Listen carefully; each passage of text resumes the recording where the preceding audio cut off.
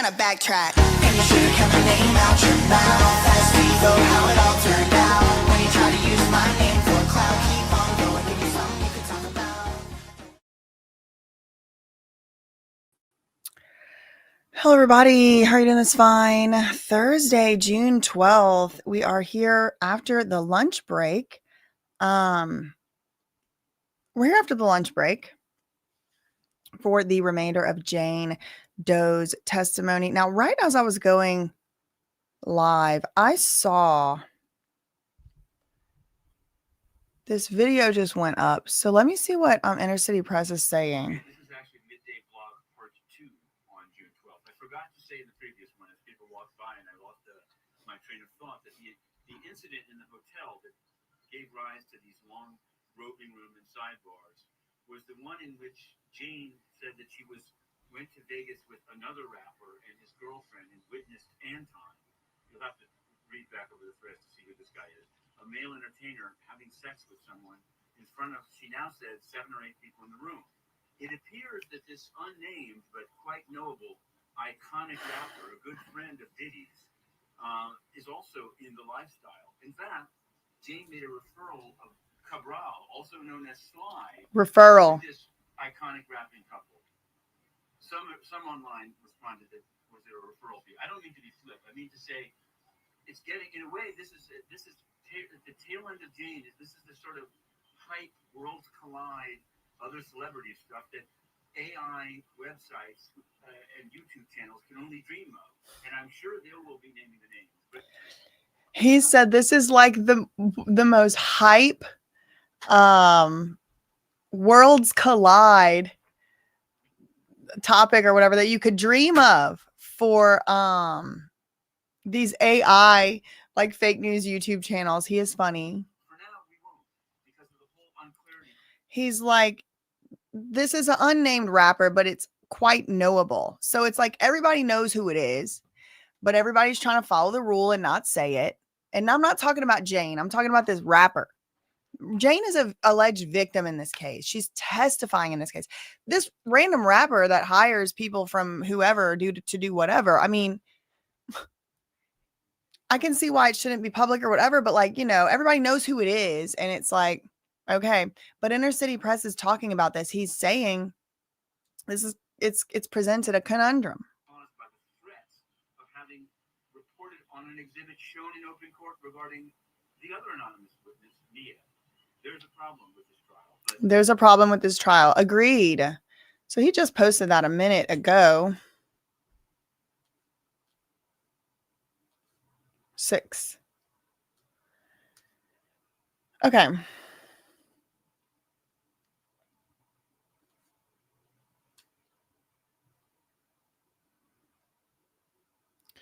Okay, so he said they're back, but before arguments and before the jury comes back in, headphones are being set up in the jury box. Diddy's team wants to play them something sealed at the end of their cross-examination of Jane. Diddy, sitting, is surrounded by half a dozen lawyers.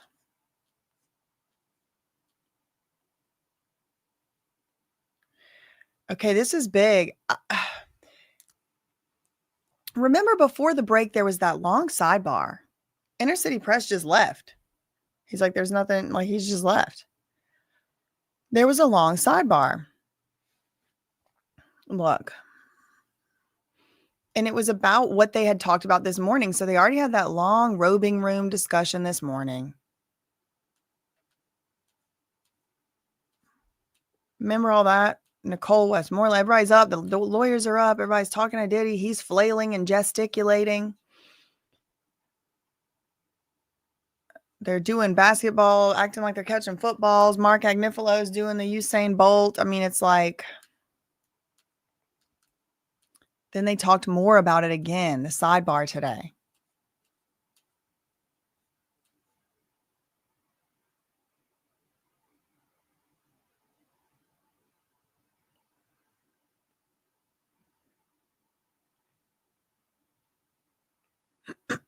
Okay.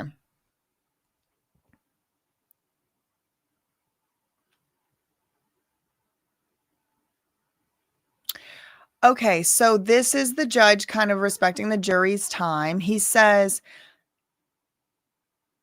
okay, so they're back, but before anybody came in, I'm going to reread this tweet just to set the scene.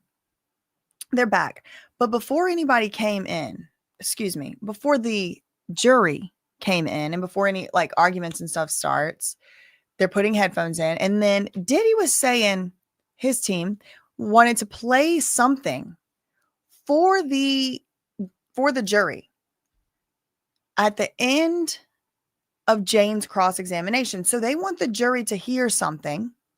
What is it? Is it evidence? Of course it's evidence, but is it evidence from what?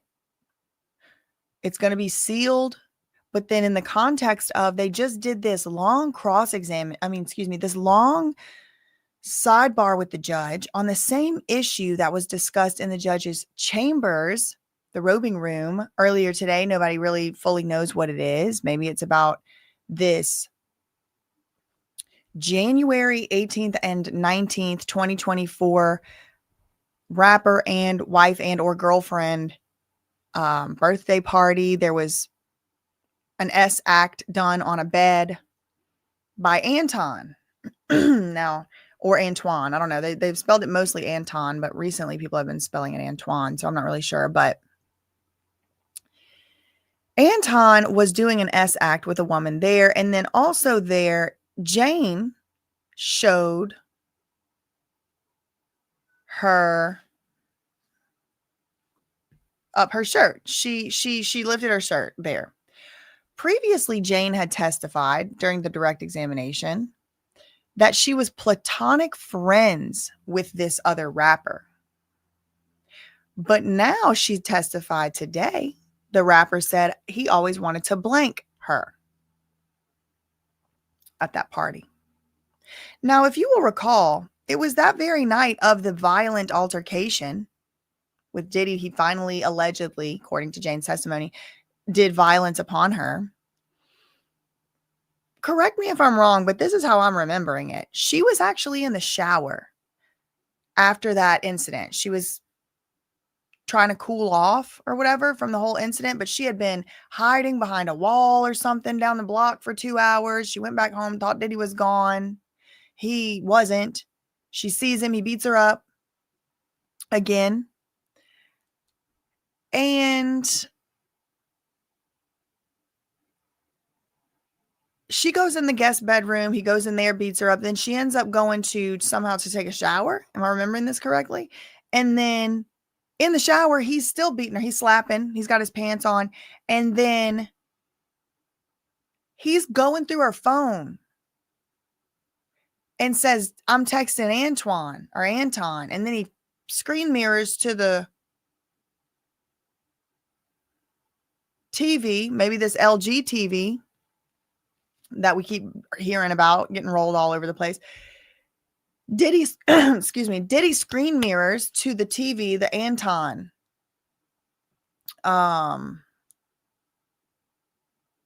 text. He's texting Anton, come over from her phone.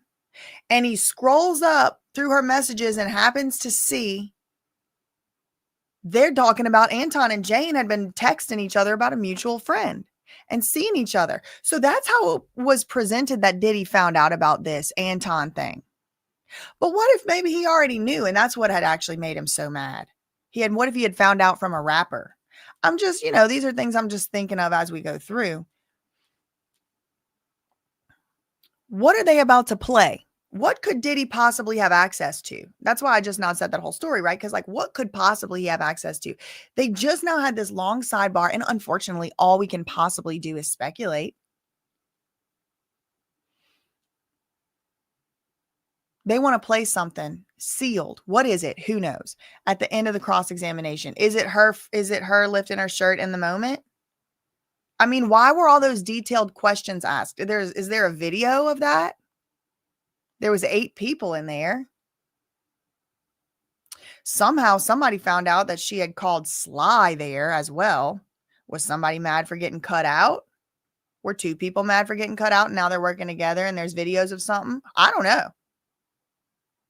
Why were we doing arguments for so long this morning about mentioning who was there at the party?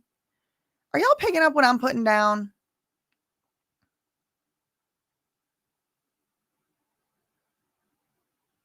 Well, Brandy, this is a good question. Even if she had relations at the party with someone, who even cares? Whew, it's going to be a really big problem for her if she did. Want to know why? Because she has stated under oath, under penalty of perjury, she did not participate in the SEX that night. And so what they're going to be able to do with that is to basically catch her in a lie, which in court is called impeachment. Impeachment. So it doesn't really matter if it has to do with if she had relations with this person. What it has to do with is that she would have been caught in a lie about it. And it does call into question all of her testimony, because she has been testifying that she only wanted to have relations with Diddy. I'm just thinking about how her credibility would be on every point would be destroyed if that's what they had. But somebody just said, no, I think it's just audio. Okay. Might be just audio. Jazz Life and April said, no, we agree. Well, we're about to see. Maybe. I guess we not, because it was going to be secret. So the judge said, I understand the government says we can break earlier tomorrow,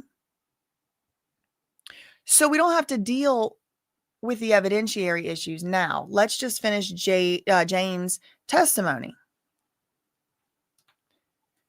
So the judge is like, please, I don't want to deal with these evidentiary issues right now. Can we just finish Jane's testimony? So that he's going to get the jury in and out, and then we'll deal with the evidentiary issues like tomorrow or maybe this afternoon or whatever.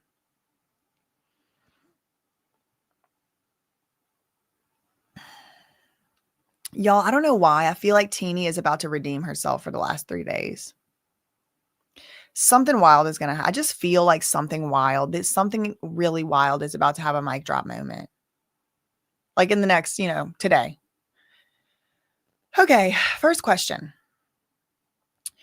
While you fought, this is still Diddy's lawyers asking Jane Doe questions. This should be the last round of that. By the time today ends, she should be done.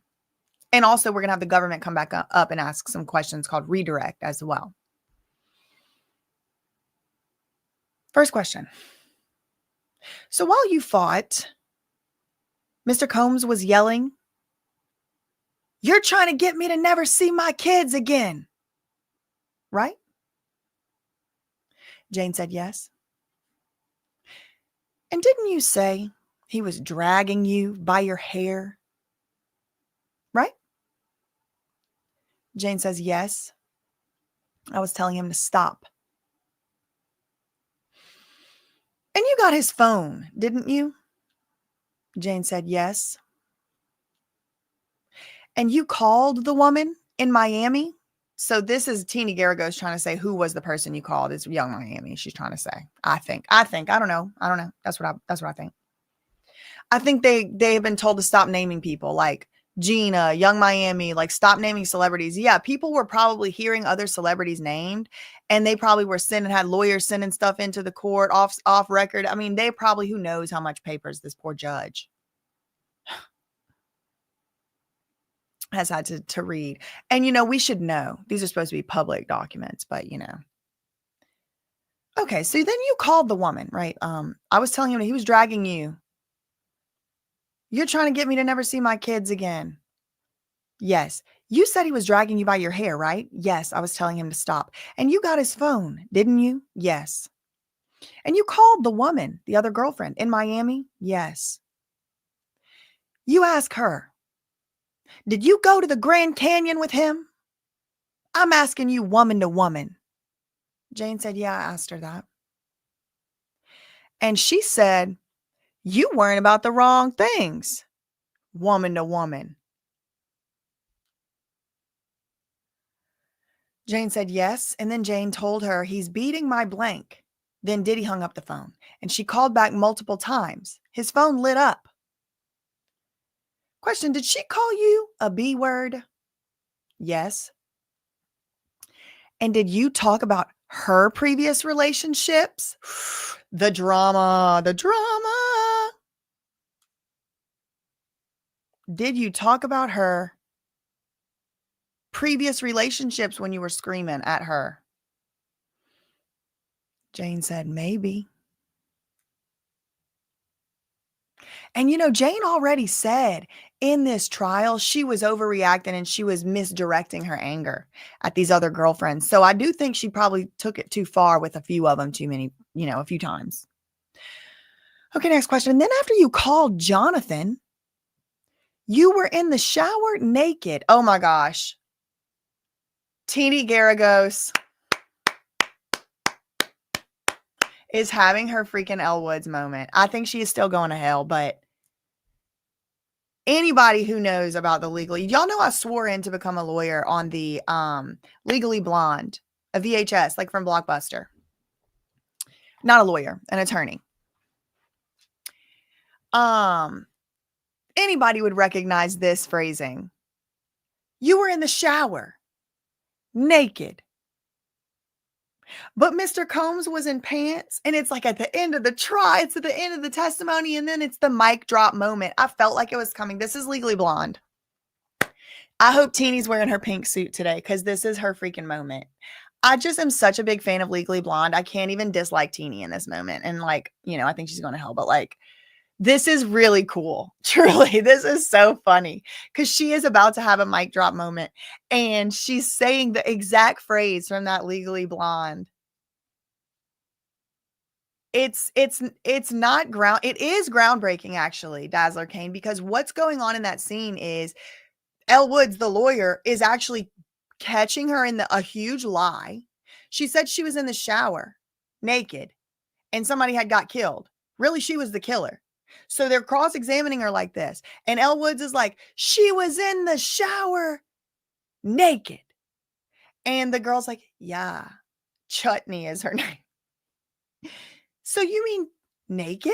And she's like a student or whatever. And people are in the courtroom and they're like, what is she doing? And she's struggling. It's like everything Teeny has been going on with.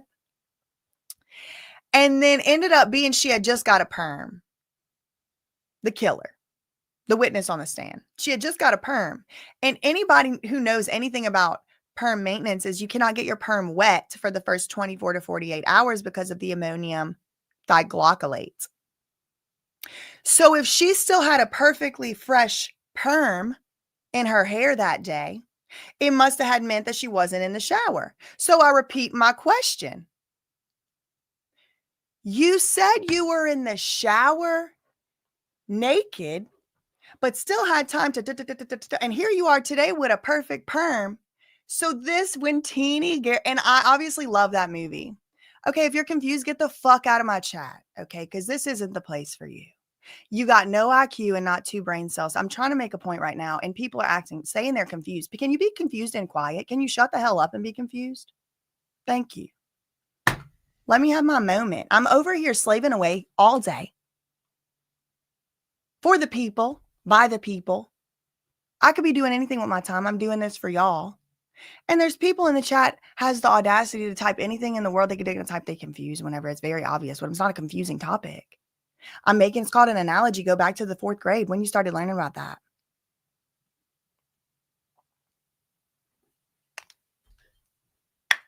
It is so ordered. I don't work for you. I don't work for you. Go be confused at somebody else. If it was confusing, that would be one thing, girl. But it's like, instead of just saying, shut up, I don't care about your happiness and your thing, you're having a 5-minute detour about a funny topic. It's like a cultural iconic moment. This is history being made. And it's going by the blueprint of the Legally Blonde scene. Can we have a moment? Can we have a moment?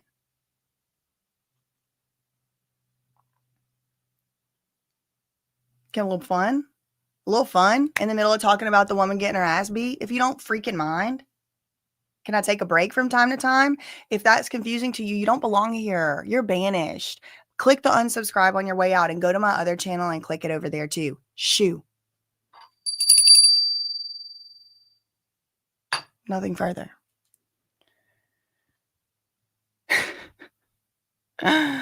Anyway. Okay.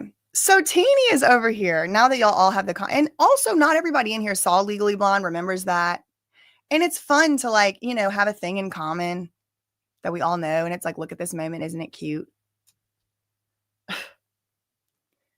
Like 3 different people. I'm confused. Well, go ask ChatGPT. Go do something. Go talk to your mom about it. A therapist. BetterHelp is always, looking for new victims. I mean, what are they calling them now? Patients. Okay. So then after you called Jonathan, right? Where were they?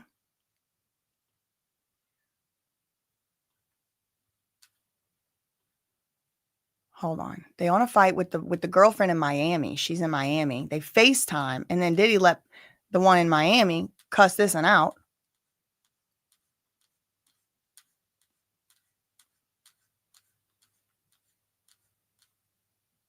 Hold on, let me get to it. It's been a lot of tweets today, even though there's been a lot of sidebars. Oh, what's that? Oh, okay.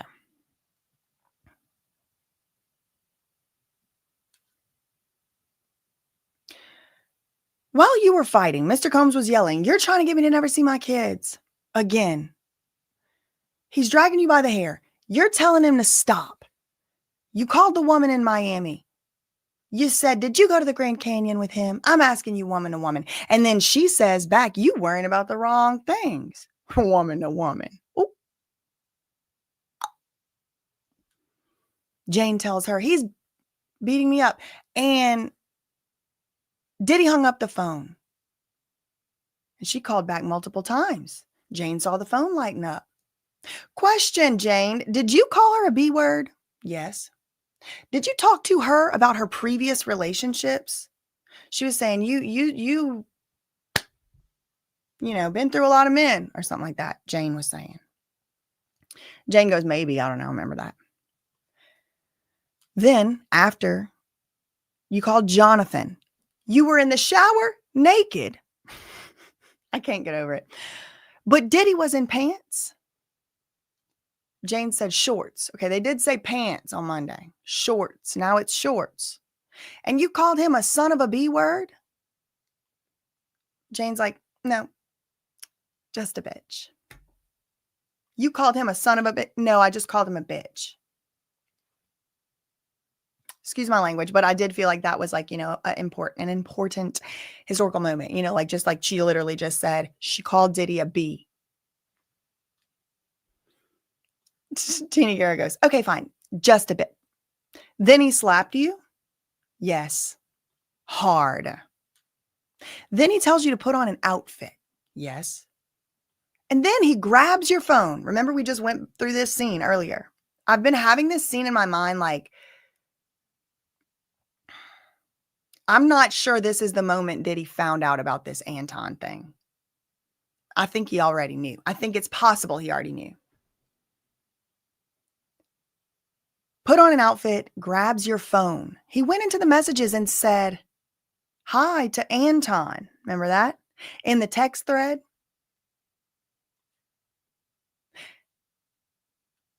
It's about the night in January. Remember, we've been in the roving room all day about it? Well, they've been in it. We're not allowed. We're not invited. It's about the night in January that you spent in Las Vegas. Sent to? I don't know exactly. It's about, okay. So Diddy grabs the phone. He says hi to Anton. He scrolls up and he sees a conversation with Jane and Anton. And in the conversation between Jane and Anton, mention was made about that night in Vegas, the party, the rapper. She went on the private plane, the rapper, the wife. Question. How far is it from your home in the gated community to the gate?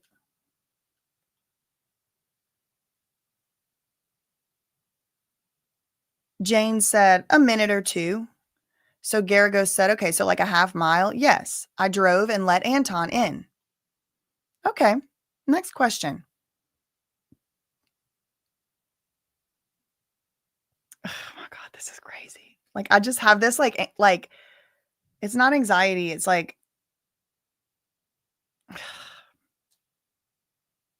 I don't know. Like, I feel like something's about to be like, oh my God, what? I can't believe this. So like half a mile. Yes, I drove and let Anton in. So this is after, okay, so she drove. All right. So some things have happened since then. Okay. So just to fill in the blanks, Diddy grabs the phone, messages Anton. He sees text messages between Anton and Jane about Vegas. Then remember, he tells Jane, put on some makeup, put on an outfit, cover your eye, your black eye with makeup in your hair or whatever, right? Remember, this is what she testified. And so all that happens. And then Anton, having been texted by Diddy, now has arrived at the gate. So Jane gets in the car, goes to pick up Anton from the gate for the freak off. And this is the same night. It's dawn. It's dawn in the daytime. It's like the sun is rising. It's about a half mile from the gate to her house, to her apartment, or her house, wherever she was. She drove, let Anton in. Okay, so you're still champagne and tequila, no substances yet, right? Right. I can't believe this. I can't believe this is where they're going. You and Diddy go into the bedroom and you told him you went to Las Vegas? Jane said, yeah. You told him you flashed your body to the room? Jane said, no, I didn't tell him then. You told him you referred Cabral. So what is Diddy mad at? She cheated. Allegedly, right? This is what he would be thinking, right? You got to put yourself as much as you can. I know it's hard, but you got to put yourself as much as you can in the Diddy mindset. What would he be mad about? That she went at all, that there was another rapper there, that Anton was there probably, that she invited Sly, and they're all on a break during this time, she said, but he said they weren't. Or I don't know. It seems to be implied that he doesn't believe they were on a break because he was said, you cheated. Now, this does not look good for Jane's credibility. And again, the topic doesn't really matter. She could have been talking about anything. But once you have shown to be proven as having told an untrue statement, even one under oath, it allows the jury and everybody to kind of take into consideration that they don't know what other statements you might have said might not have been true. And if you don't have a strong defense, like a strong defense to your, criminal charges or whatever, attacking the witness's credibility is the only really way that you can do it. Attacking credibility means to show someone said something not true under oath, because again, that means that they could be saying other untrue things under oath. And now how do we know what Jane said was true and not true? Would we have believed she was lying here? I mean, to be honest, y'all, there's been just a few things about Jane Doe's testimony that haven't fully felt credible to me. It's my opinion. One of them is that $9,000. I can't get it out of my mind. Someone just sent her $9,000. Okay. Someone named Bear. Okay. All right. Maybe just for free, and said, oh, if you want to post a picture on your Instagram, go for it. Okay. Or is it possible? Oh, sorry. There's also the other thing that I find to be not credible, frankly, is she platonically went on a private plane with an iconic rapper and his girlfriend/wife, went to a birthday dinner, went back to a hotel room with 8 people in it, and there was a S act going on in the room. And she said yesterday it was platonic. She didn't participate in the S acts.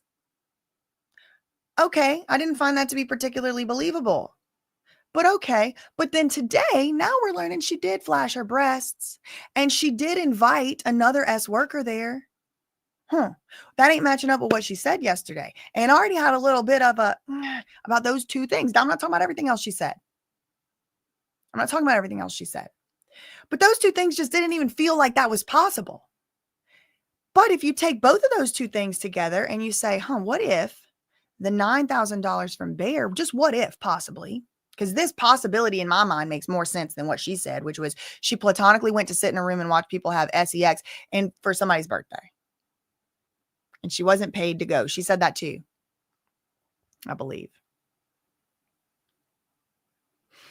What if she was actually paid $10,000 to attend this celebration?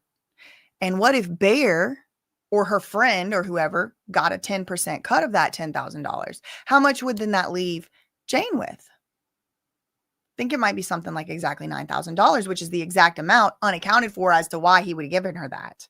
Could Bear have told Diddy? These are the things that I start thinking. And if I'm thinking it, maybe the jurors are thinking it.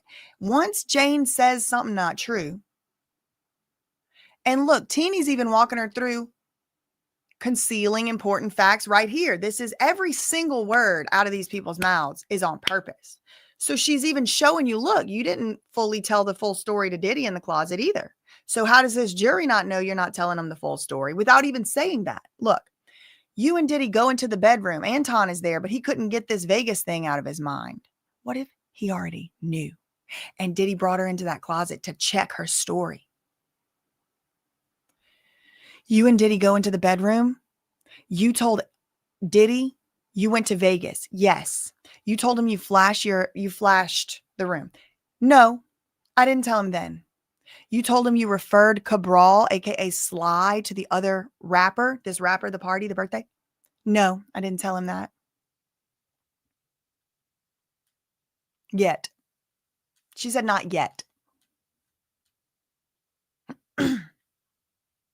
Now Teeny Garagos breaking news is referring to it as the other rapper's freak off, which you heard it here first. She watched my video on the break. Just kidding. Okay. So the last question, you told him that you had referred Cabral to the other rapper? Not yet. Did Diddy tell? Oh my God. This is Diddy's lawyer. Okay. This is Diddy's lawyer asking this question. She goes, did Mr. Combs tell you? How could you go to another man's freak off? Jane said, yes, he yelled that. Yes. Why didn't the government say this? It doesn't make them look good. I mean, I know Maureen was having her moment, but wow. They're calling it another man's freak off. This is why they wanted, this morning Diddy was so sad. He wanted this rapper's name out or someone's name from this party out. Okay, so they're in the closet. So if you will recall, this poor girl, this poor lady has already been beat up many times over, according to her testimony. She has had to run and hide in her own neighborhood. She gets back to the house. She's beat up again. She's taking a shower. She gets slapped around. They calling each other names still.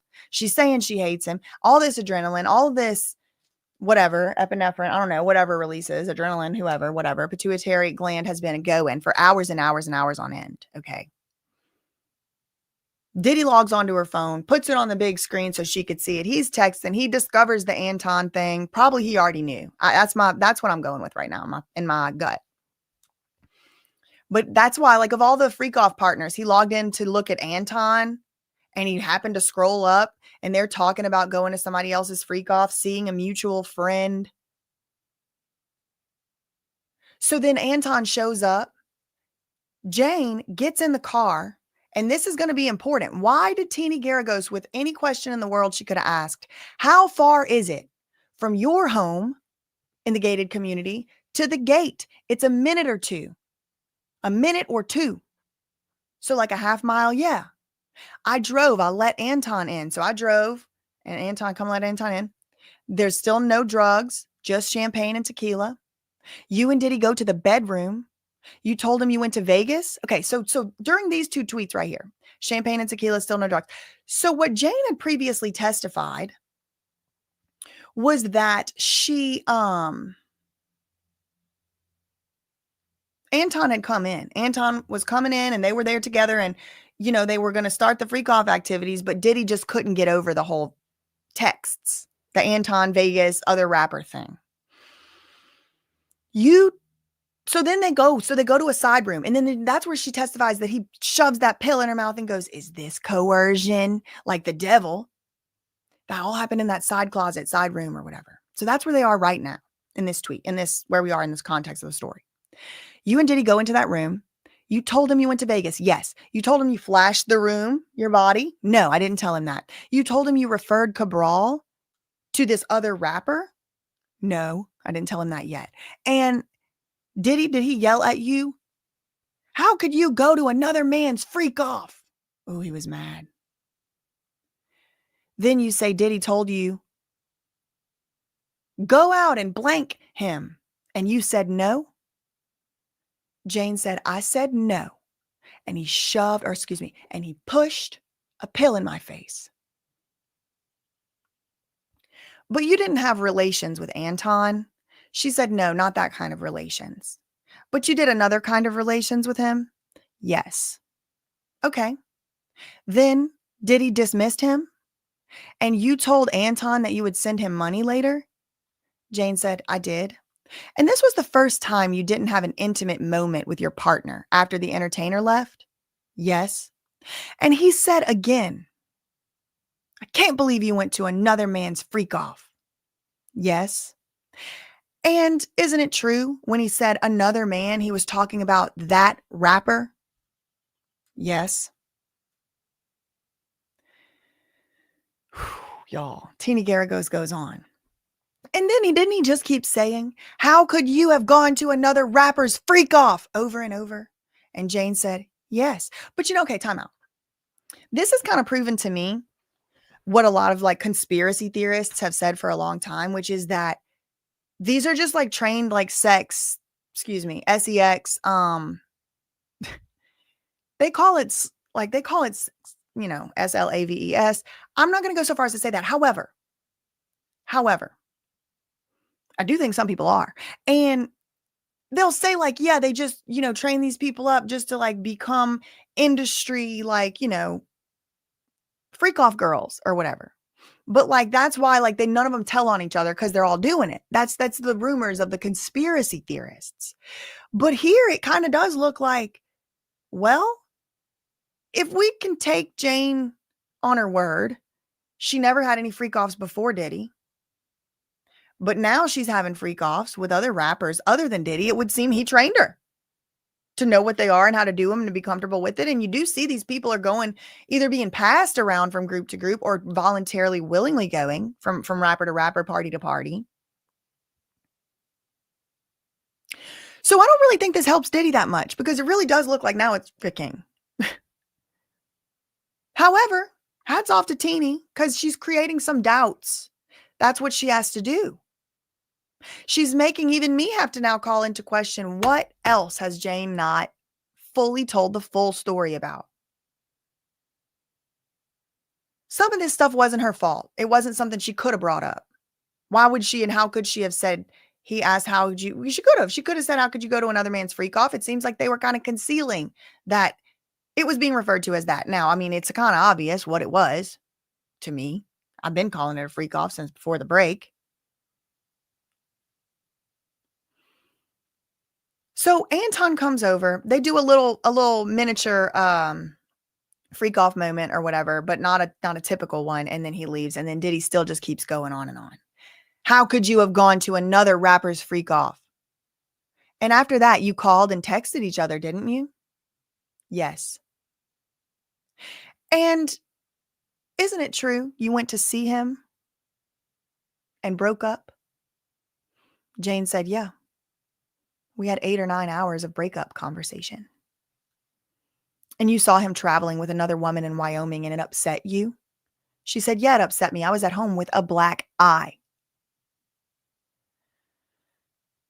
Did you have forced relations with Anton? Jane said it wasn't that kind of forced, but it was forced. Other kind of relation. She said, yeah, it was forced, actually.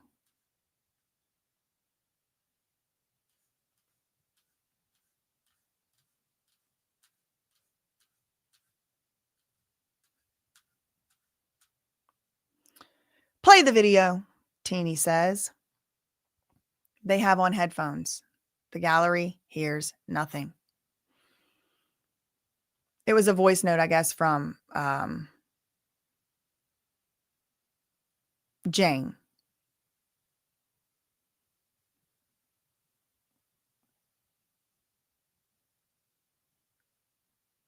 Okay.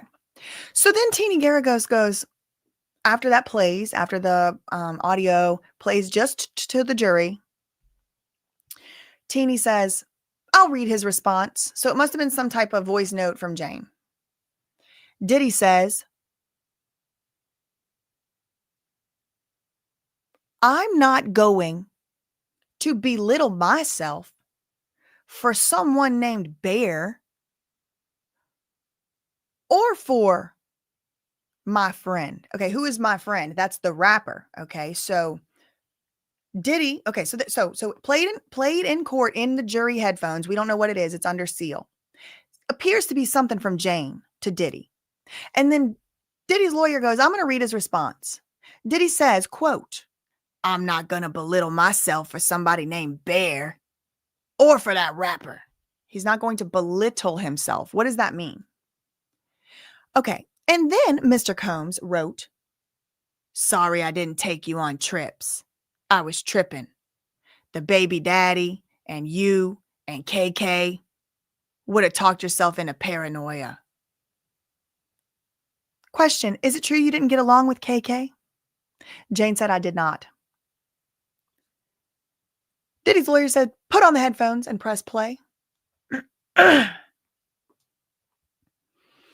Diddy is leaning over, listening to the same headphones as Agnifilo. So they're... Teeny Garrigo said, pause there.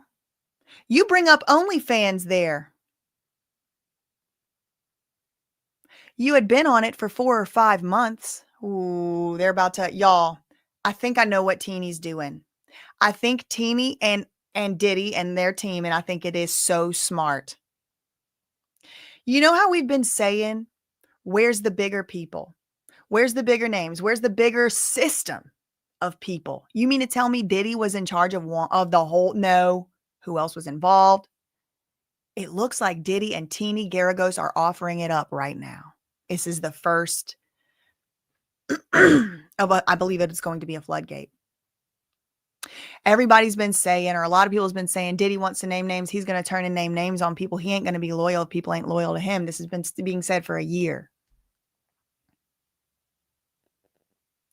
Diddy is about to expose through his lawyer, Teeny Garrigos, some beginning going to start pulling on that thread of the OF. I have been trying to speak out about this for several months, like 6 months more. The OF, they call everything model. They call everything entertainer. They call anything these days. What's really going on? Let's actually objectively look. We've gotten so far into the you can't say nothing without being accused of shaming something, calling somebody being disrespectful, not understanding why they do things. All of that there's space for. There's room for. But there's something far more sinister going on, and it has to do with the oldest profession.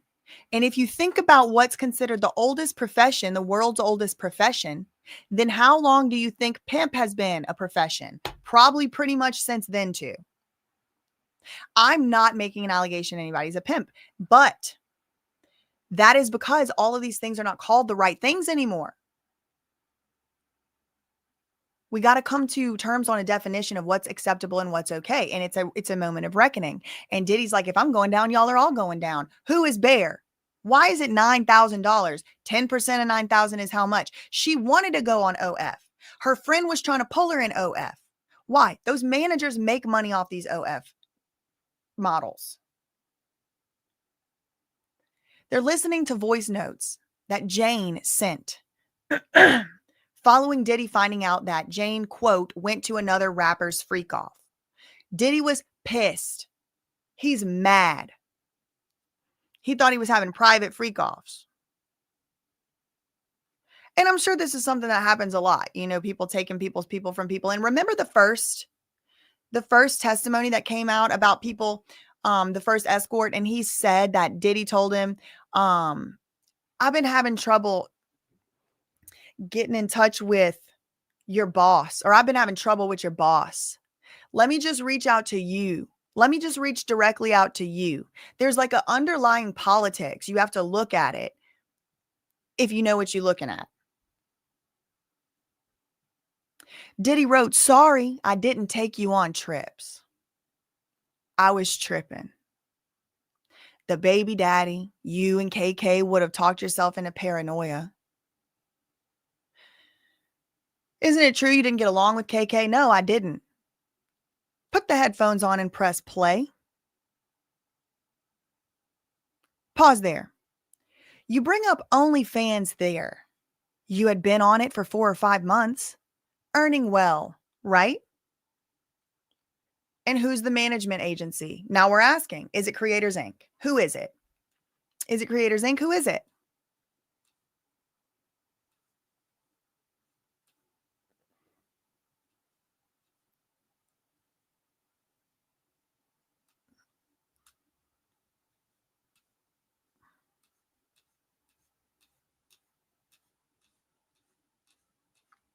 Okay.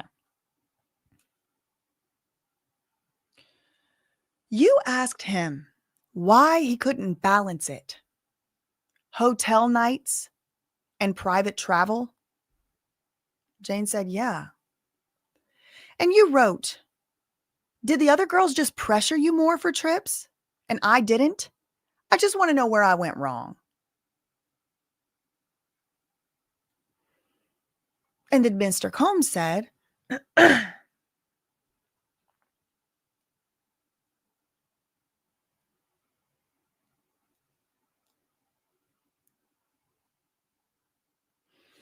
Mr. Combs said, that's my friend. And I was like, okay, where we should stop. Then Teeny's like, press play and stop. Okay, so there's no sound. All you hear is her saying, press play and stop. Okay, next question. You said we broke up and I went to one birthday party, not with the rapper, but with my friend. So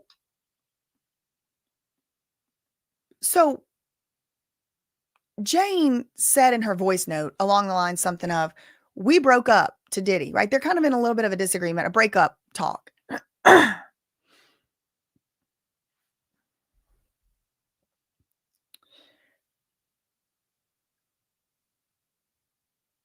And Diddy's mad.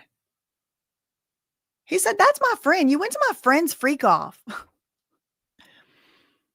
And Jane responds, we broke up and I went to one birthday party.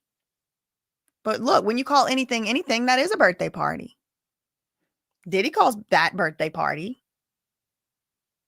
I went to one birthday party, not with that rapper. I went with my friend.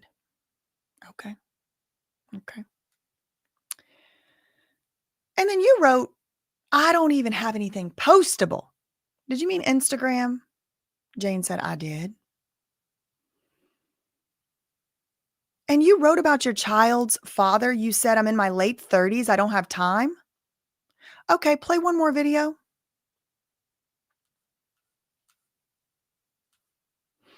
That last part about your child's father. Yes. You wrote, I just wanted to travel with you. Jane said, yeah. You send the clown emoji and said, if I F more, I could have gone on more trips. And she sends a clown emoji.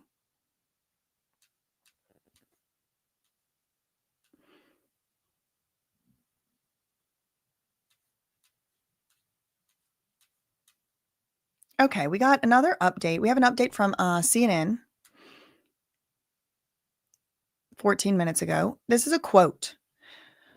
I had just reached my breaking point in the relationship, Jane says, of the 2024 altercation. Defense attorney Tina Garagos is continuing to question Jane about a June 18th, 2024 altercation with Diddy at Jane's rented LA home. At some point after Diddy had assaulted Jane, she got a hold of his phone and called the woman she believed he was on a recent family trip with Diddy. The woman told Jane she was worried about the wrong things and she shouldn't be panicking.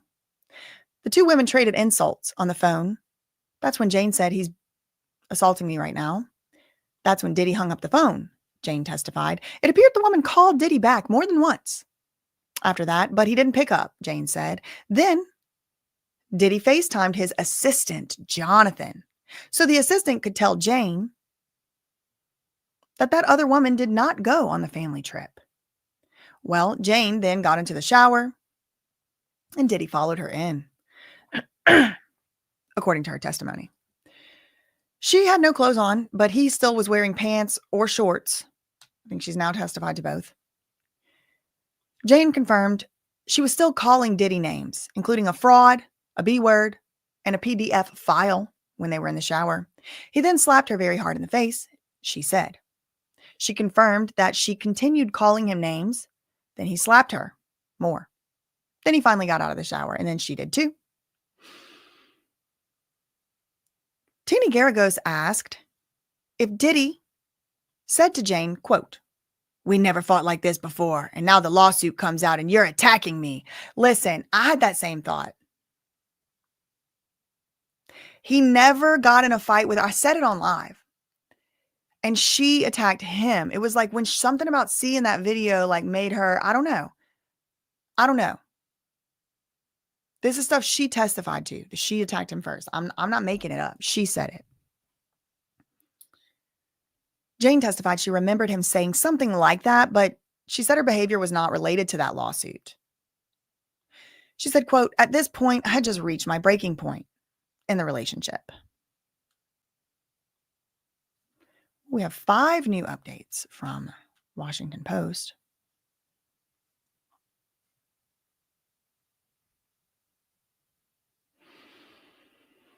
The defense is setting up headphones for the jury, possibly so they can play voice messages as evidence. That is what it was for. This is 55 minutes ago, Washington Post.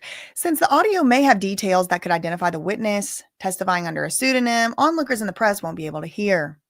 30 minutes ago, Jane is back on the stand answering questions about a June 2024 incident when she alleged that she was assaulted by Diddy after she assaulted him. After the fight, Jane previously alleged Diddy gave her a substance and ordered her to do a freak-off with an adult film star. Now, under cross-examination from Tina Garagos, Jane confirmed. Diddy asked,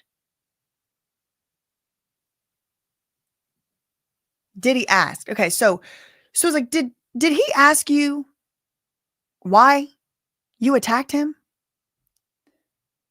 Did he say, quote, "We never fought like this before, and now the Cassie lawsuit comes out and now this happens"? Jane recalled him asking, "Now you want to attack me?"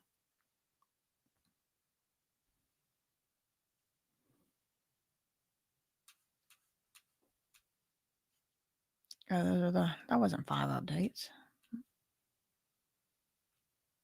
Oh, no, we do have another. Okay, so we do have 2 updates from Washington Post about that sidebar and trying to, this was before the lunch break. So let me read these. We might get some details. They have a lot of quotes, it looks like.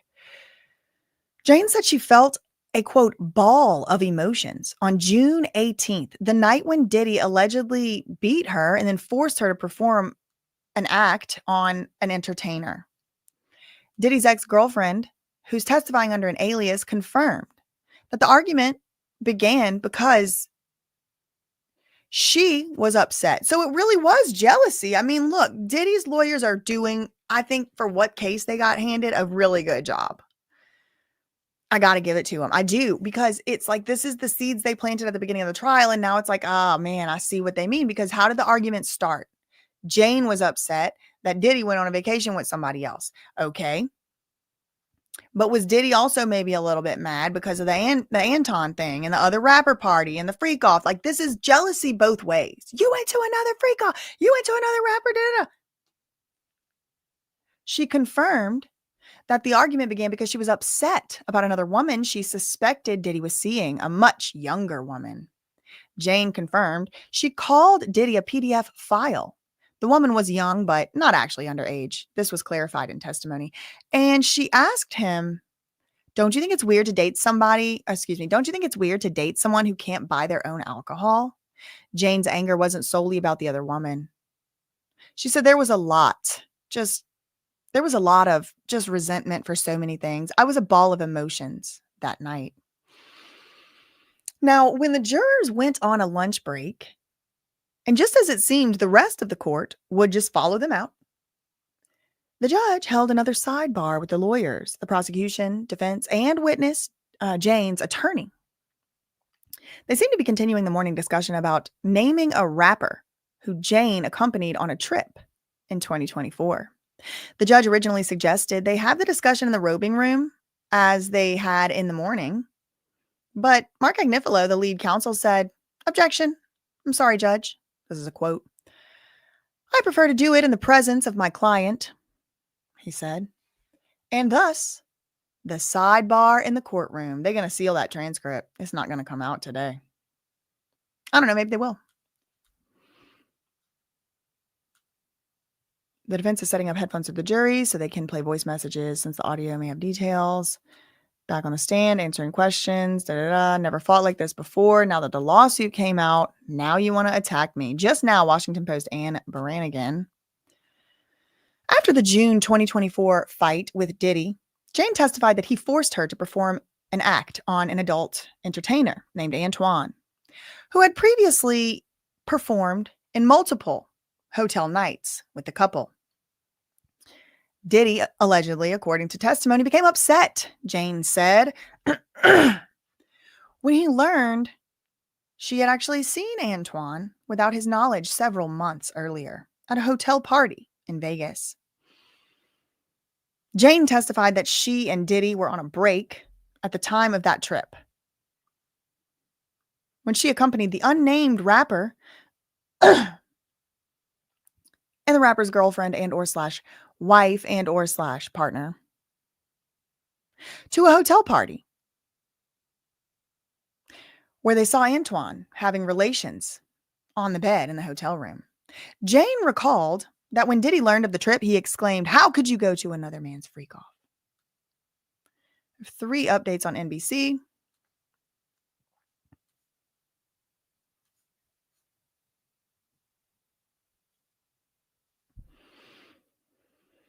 Okay. 52 minutes ago, court returns from lunch. Headphones distributed for the jury. Court is back in session after lunch, and Jane has returned to the witness stand. Headphones have been given to the jury, indicating some upcoming evidence that may be played. It's not for the public. 18 minutes ago, Jane testifies Diddy was upset she attended another man's freak off. Diddy's defense went into an argument between Jane and Diddy over her being in Las Vegas with another rapper, which led to an instance of sexual voyeurism. Jane testified earlier today she was in Vegas with another rapper and his wife, who had a relationship with the same S worker that Diddy and Jane often employed. She said a group of people watched as the S worker Anton had relations with a woman in the hotel room during that trip. Diddy's attorney questioned Jane about a disagreement she had with Diddy over the matter. Diddy was apparently upset that Jane attended another man's freak off. The defense seemed to emphasize that Jane left the argument unharmed. 8 minutes ago, Wyoming trip prompts Diddy's apology. He apologized to Jane after she saw pictures of him appearing to be on a vacation in Wyoming with another woman.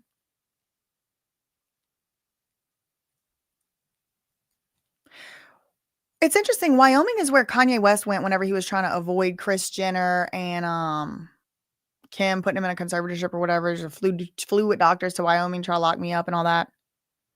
In a text message exchange introduced during Jane's cross-examination, Diddy wrote, quote, "I just want to be friends," and that he was sorry for, quote, "anytime I hurt you."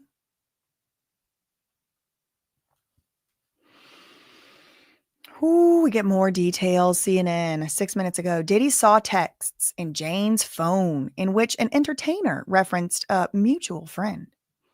At some point during the June 18th, 2024 altercation with Diddy, after she stopped yelling, Jane said Diddy told her to go put on an outfit. Diddy used her phone to text the entertainer, Antoine, to have him come over.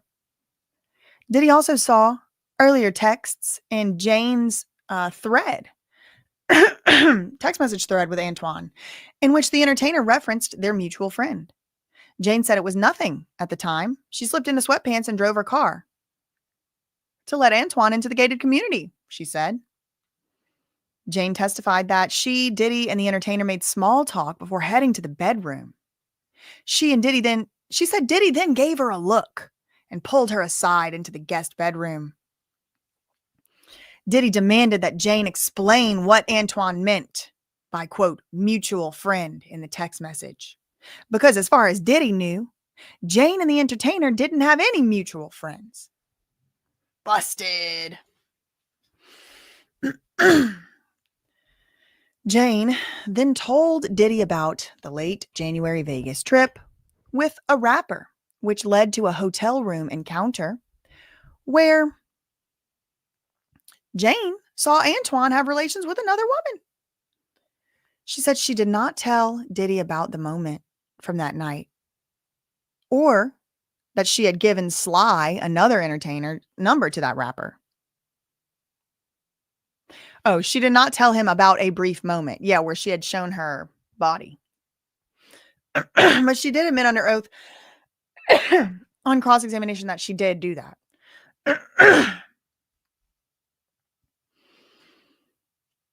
Jane confirmed on the stand today that Diddy was outraged, saying, "How could you go to another man's freak off?"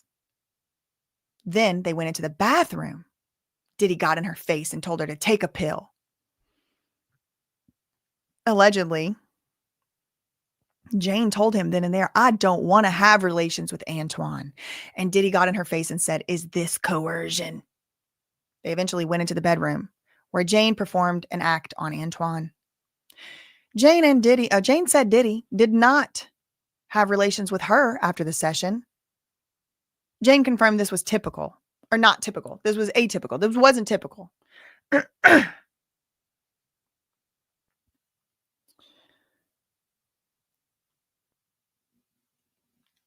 Okay, 7 minutes ago, CNN gives us another update. Diddy and Jane got together at Diddy's house after June 2024 fight, she testified. In the days after the June 2024 altercation with Diddy at her rented LA home that Robin Greenhill apparently had coordinated some of the rent payments on, but, I digress. Jane and Diddy missed each other. And she ended up going to his house for a couple days. Quote, "It seemed like he was proposing the idea of breaking up. And I was just listening to him," she said. It was like 8 or 9 hours of that breakup conversation. She confirmed that they took substances and had relations during those days, but there were no entertainers. She was on board with the breakup once she saw Diddy in Wyoming with another woman around July 4th, 2024. So last year, about July 4th, she confirmed. She's like, I'm done. She blocked Diddy and his associates until she didn't block him. Later that month, she reached out after seeing his mom was sick. So she was like, I just felt bad for him because his mom was sick. So I needed to reach out.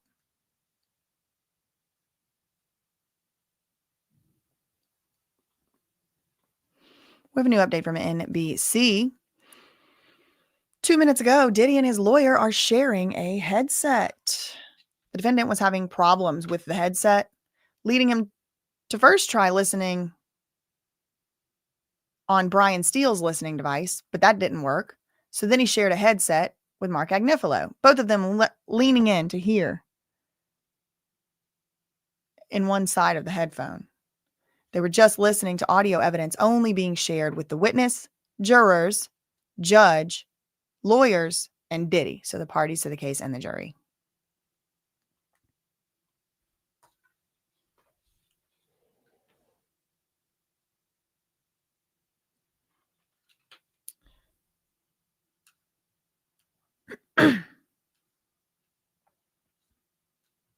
Okay, let's read the Independence updates. 31 minutes ago, they said defense points to a call between Jane and another woman connected to Diddy, who lives in Miami. Jane testified she called another woman she believed was with Diddy on vacation. Jane said she grabbed Diddy's phone from him at some point after he punched her during their June 2024 altercation. Jane said she then called the woman on Diddy's phone, and they insulted each other. Jane testified that she told the woman, "He's beating my blank right now." Diddy's assistant then told Jane, the woman, this is Jonathan, who I think we're hearing from next. "No, Jane," he says, "that wasn't the woman who went with Diddy on the trip." 18 minutes ago, The Independent. Jane says Diddy wanted to break up after the Vegas trip. So after he found out the other rapper freak off, he was done. Jane testified that Diddy wanted to break up with her after she went to the Vegas trip in 2024 with another famous rapper.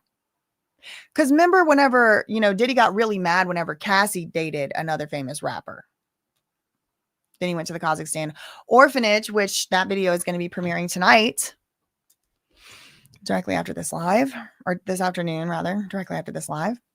Anyway, Jane testified earlier that an S worker that she and Diddy previously had hotel nights with was present at the rapper's party.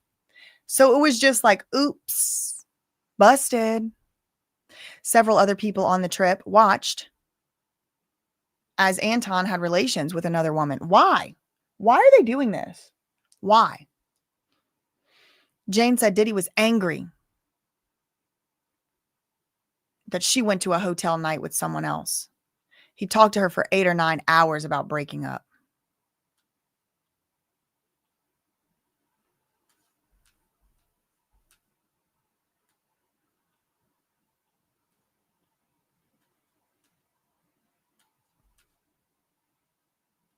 Okay, let's go back to Inner City Press.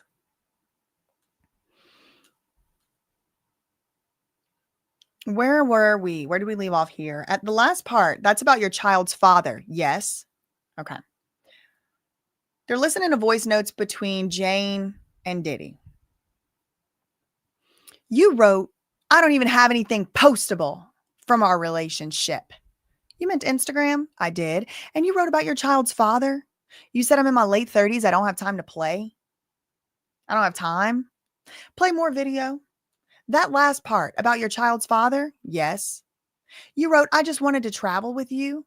Yes. And you sent the clown emoji and you said if I just effed more, I could have gone on trips.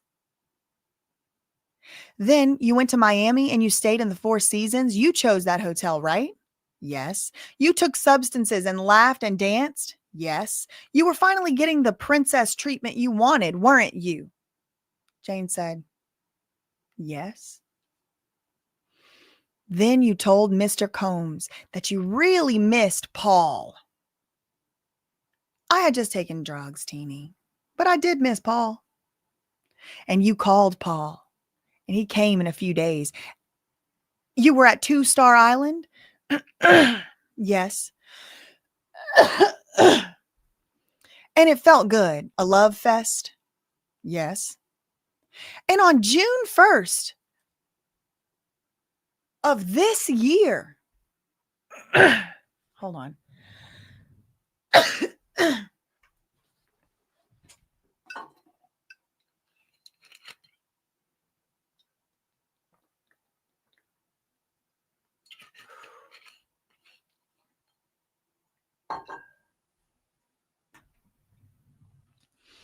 And on June 1st of this year, that means like 11 days ago, you had a brand new memory of Diddy splashing water on you, right? Jane said, if I may explain. Teeny said, I had enough of your explaining. Just, did you tell the government that on June 1st? Yes. Why did you call yourselves Kobe, Jordan, and Shaq? Why are you Kobe? Why are you Kobe? Jane said, because I'm the best. And why is he Michael Jordan? Because he's the best. And this about Pamela Anderson. Melons? What do you say? Jane said, I wrote, you are definitely my Michael Jordan. And I am Kobe. Detox weekend. You said, good morning, handsome. And he says, can you please find a therapist?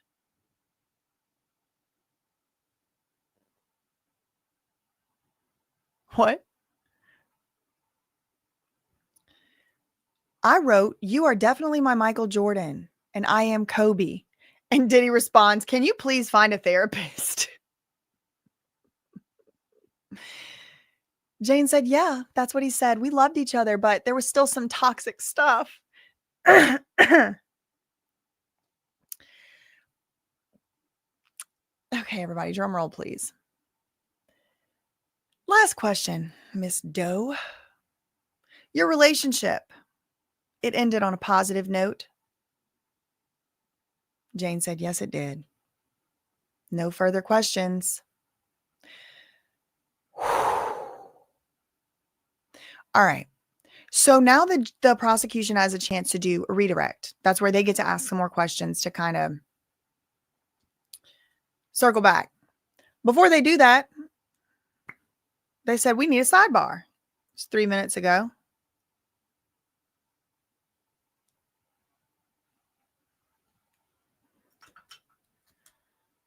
We have 2 new updates from CNN.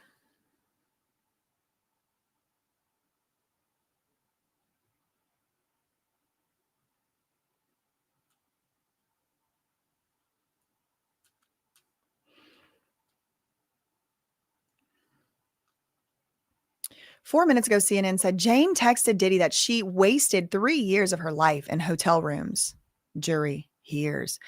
The jury saw a series of text messages from July 2024 when Jane and Diddy talked about their relationship.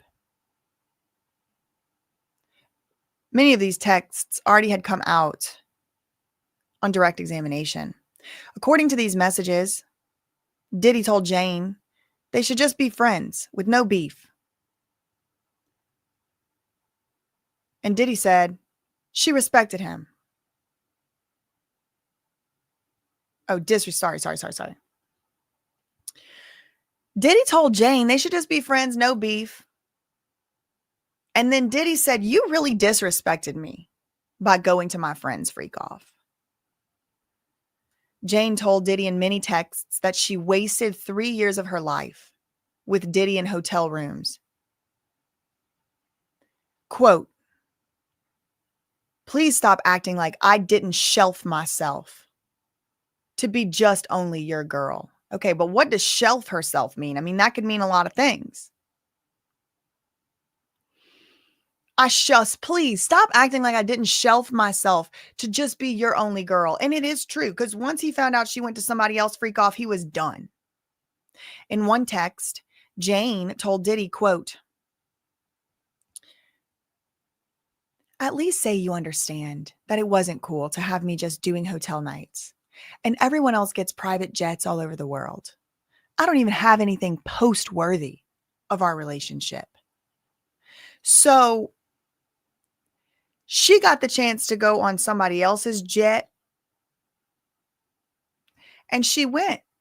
So you can read between the lines here that one of the things they're fighting about is that. And Diddy apologized. He said, sorry, I didn't take you on more trips. I was tripping. Your baby's father, KK, and you. That was one of the reasons. Remember, she said it was one of the reasons that Diddy didn't take her on trips.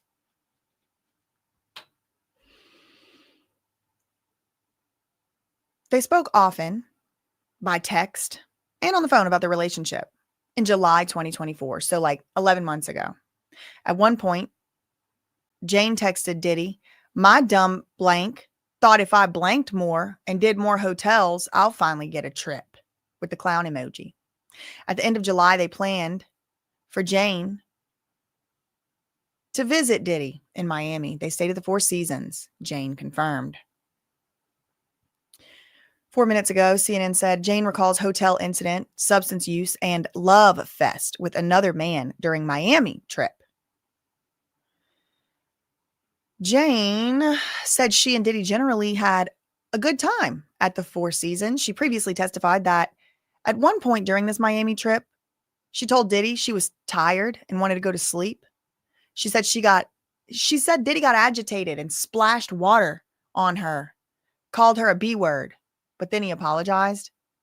Tina Garagos then asked Jane if she had first told prosecutors about that story on just June 1st, 11 days ago. Jane agreed and said it was a new memory. She confirmed that at one point at the hotel, she did tell Diddy she missed Paul, one of the men who often joined them for hotel nights. Jane testified that she had taken substances when she said that, but she said, I did genuinely miss Paul at that moment. She ended up calling Paul, better call Paul. who said he would meet them in a few days in Miami. Jane confirmed she had relations with Paul a few days later at Diddy's Miami home. She took a different type of substance. This is why I stayed up till 2 a.m. the other night for the zombification, because I'm trying to figure out this new substance. There's a new substance on the loose. Okay. They're calling it liquid Molly, but don't you remember she said she did it and she immediately had all this SUL energy. What's that? This is, if you're following along closely, this is why I stayed up looking at the zombification, because I was looking for, what is this? Does it start with an S? I want to know. Teeny asked if Jane felt in control during that encounter. Remember, a different type of substance. Teeny also asked if it was a great SUL experience, and Jane said, yep. She confirmed she described that night as a love fest. Jane testified that they ended the Miami trip with a fight about another woman, but they did continue talking.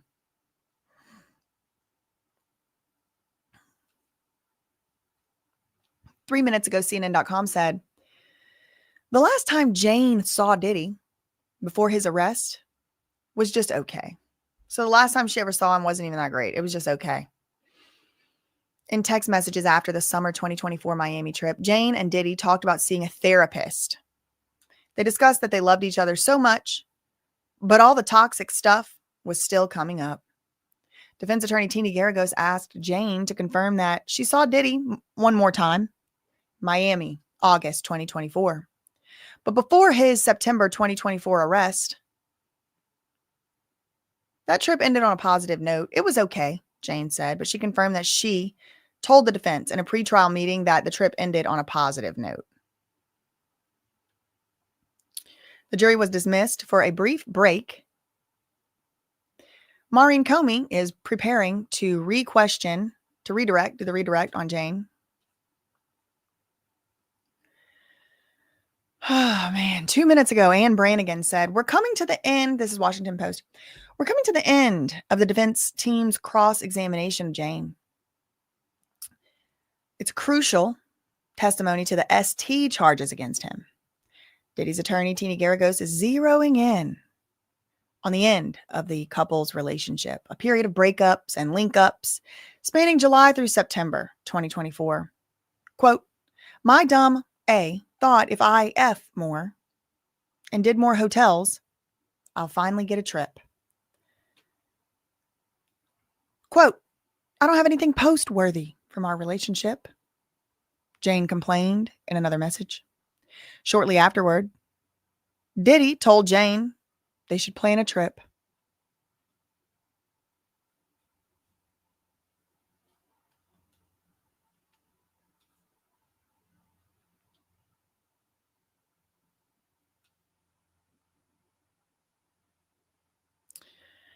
Jane says Diddy apologized to her summer 2024. This is the Independent.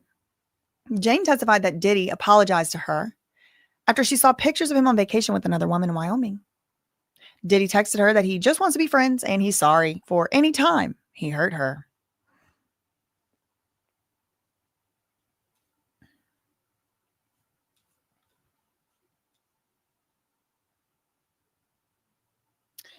Okay, 38 seconds ago in other news, we have Harvey Weinstein news.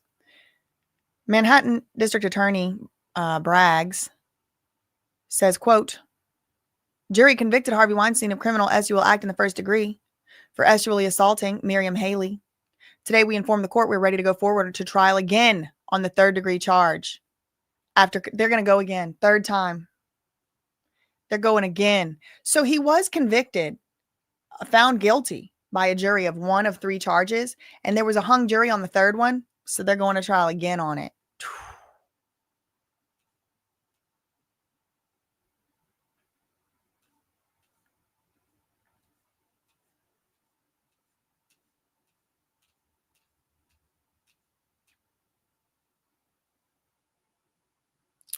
Okay, so they started a sidebar 15 minutes ago.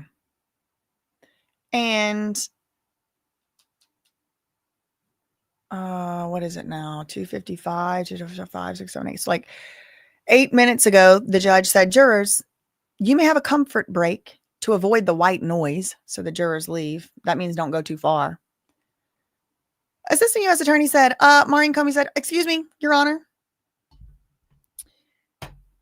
Teeny Garagos's cross-examination argued that this witness, Jane, had a motive to lie. It opens that door to that one sentence I've been asking for as a prior consistent statement. The judge said, no, Teeny, no, Maureen, I don't think so, girl. How does this go to an event months later? Maureen said, because, Your Honor, it's on their point that Jane is shading her testimony to correspond with the government's theory that she was coerced.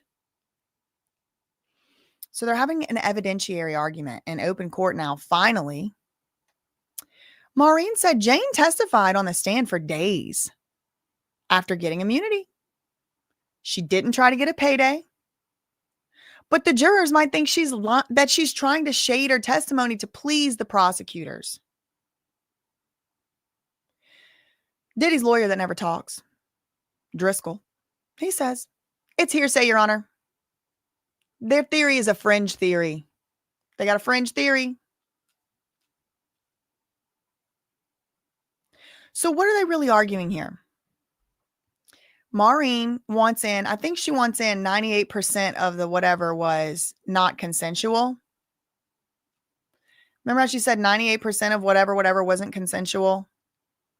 Or wasn't, I didn't want it, was unwanted, was forced, was coerced, whatever she had said, uncomfortable. I don't remember the word.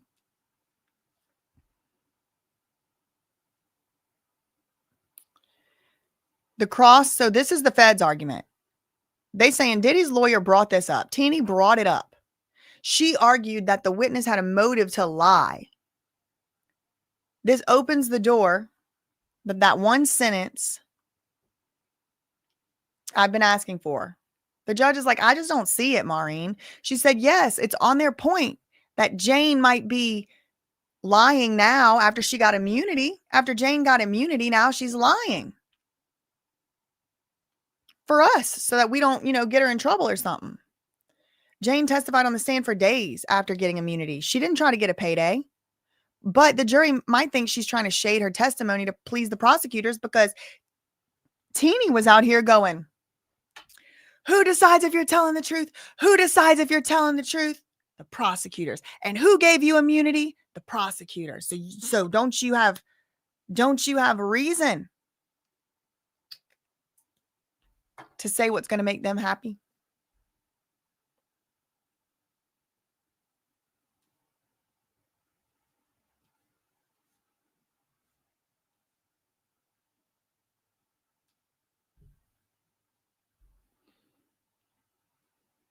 So right now, they're arguing about the jury is on a little break because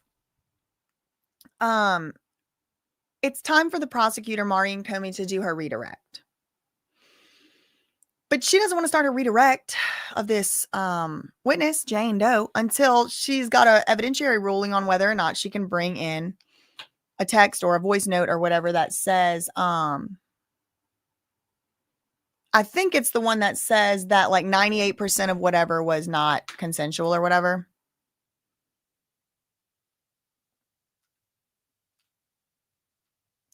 Diddy is crying. Breaking news. Diddy is in tears in court. During a break, Diddy grabbed a handful of tissues and dabbed an eye before walking out of the room. It wasn't immediately clear if he was briefly overcome by a courtroom drama or a more natural irritant. Maybe got allergies. Oh, they linked the Weather Channel. Clever.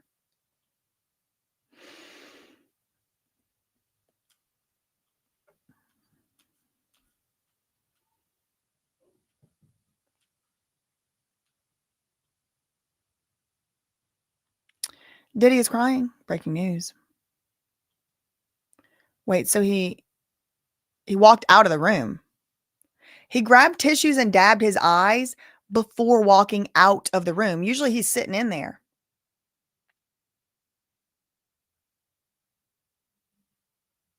He went out of the room. And it really wasn't a break. I mean, they were arguing. The lawyers were arguing. So he got up while the lawyers were arguing, dabbed his eyes, and walked out of the room.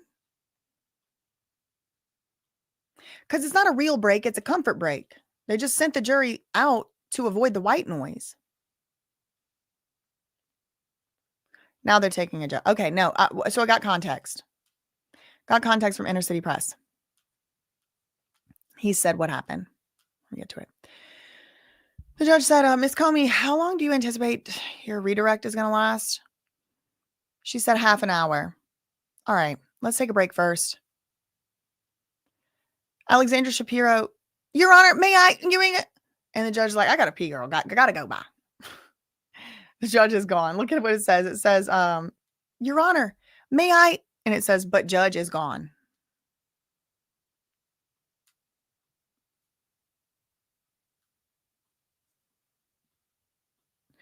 We have a new update from NBC. 1 minute ago, NBCnews.com, prosecution takes issue with defense implications that Jane is lying. Federal prosecutor Maureen Comey took issue with the defense's cross-examination of Jane, which has been led by attorney Teeny Garagos. She told the judge that the crux of Garagos' cross-examination was the implication that Jane tried to tailor her testimony to please prosecutors. Maureen Comey pointed out there were 4 incidents, 4 different times, where Teeny Garagos tried to shade Jane's testimony and imply that she was lying about being coerced by Diddy.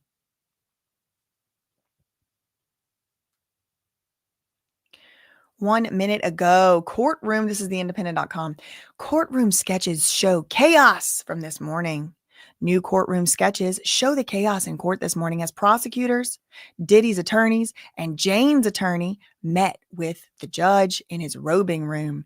The attorneys often left the room to confer with their respective clients. So they were leaving the room. They were talking. Jane was out there. Diddy was in there. Judge was out there in his room. They were coming in. They were going out. As a result, court was delayed by almost 2 hours. Look, there's Diddy right there with his orange yellow sweater. Diddy speaks with his attorneys in court Thursday morning. Look at this picture. Look at them all up there. Who's this? Oh, that's the judge. That's not how I imagined it would be looking. Is that the judge or somebody's lawyer? Where's the judge? He should be up here. He's out of frame. So here's who is this? This looks like maybe Agnifilo Shapiro. Teeny, maybe? This might be Jane's lawyer. No, Jane has a girl lawyer. Maybe this is her with the pony. Can't really tell. Is this the judge? Hard to tell.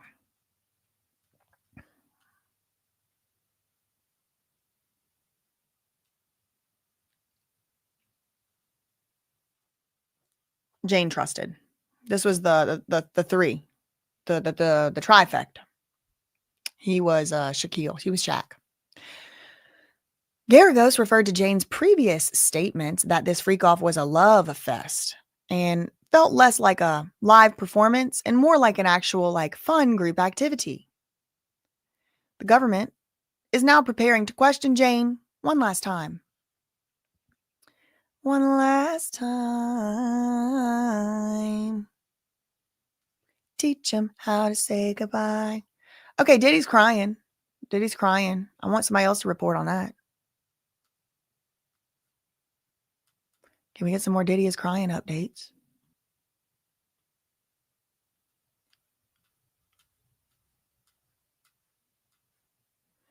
You and I. Thanks so much for the 2 Oilo, Amelie. Hello from Athens, Greece. Shout out to Greece. Hi from Belgium. Thank you, C. Lena, for the €11.99. Thank you, Tom, for the £2. Sealed audio could be from discussing the unnamed rapper. Sure could. Sure could. Thank you, Miss HLS, for the $1.99. I think it's Diddy wanting to shame the rapper. Could be. I'm open to that idea. Thanks so much, Rachel, for the $1.99 super chat. Paying money to extend the moment. Bend and snap. Boo. You funny for that. Thank you to Natalia K. Potter becoming a member. Shout out to you. Thank you, that Taurus chick, for the $2. Yes, bend and snap too. Exactly. Iconic moments. Thanks so much for that $2. Thank you for this $2 super chat. Pray for me, please. Keep going. Yes, victims with trauma. Thank you for that $2.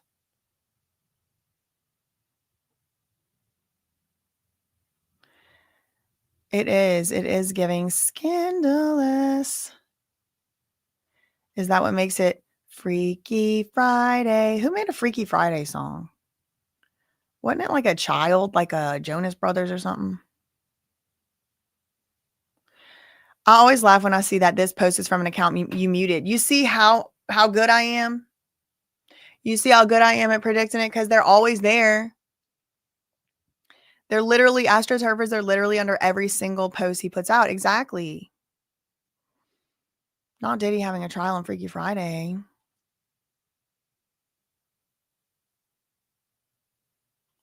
Sheena said that all these youngsters, I know. They don't know.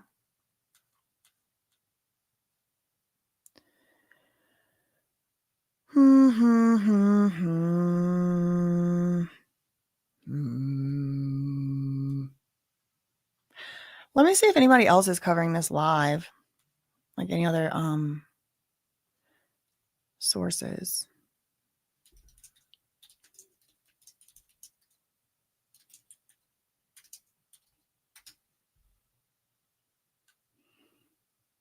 New York Post is. Let's go to them. They like a lot of times give details the other ones don't. I didn't want to click on that. How do I turn it on the reader? Okay. Okay, so let's start here.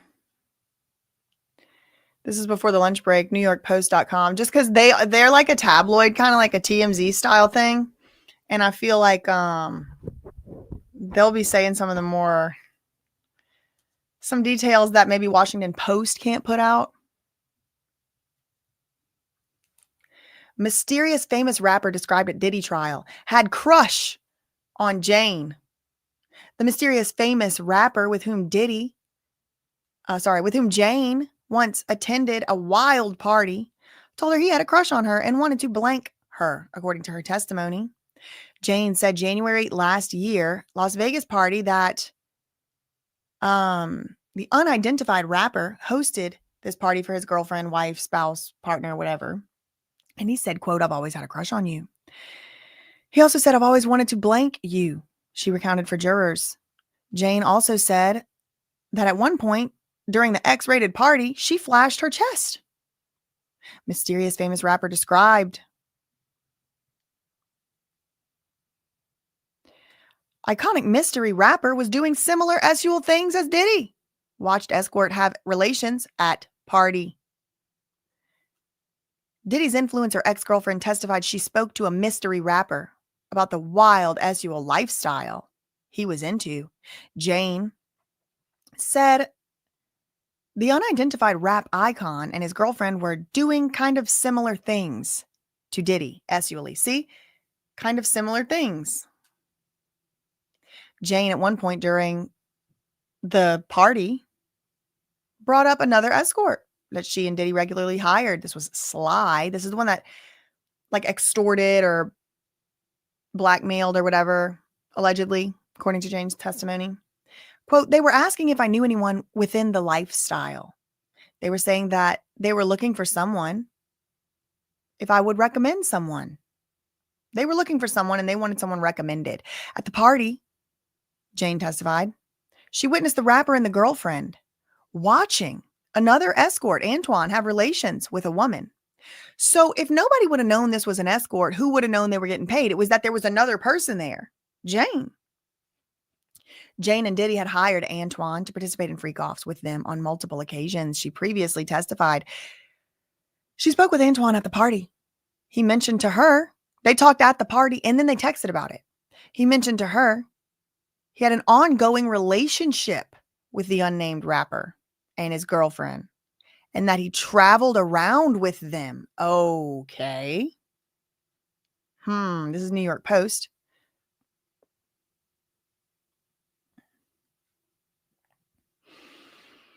New York Post again. Diddy was upset that his influencer ex went to mystery rapper's freak off. Diddy was upset. Jane went to the freak off of a mystery rapper. According to her testimony, Jane told jurors after the night, Diddy allegedly brutally assaulted her and then forced her into a freak off. The pair didn't have their normal intimate time together afterward. And that's when he said, "I can't believe you went to another man's freak off, right?" Right, Jane said. Diddy was mad because Jane went to the party in January 2024 hosted by a, quote, iconic rapper who was throwing a birthday celebration for his girlfriend/wife. At an after party, Jane saw the rapper and his girlfriend watching an escort, Antoine, having relations with a woman.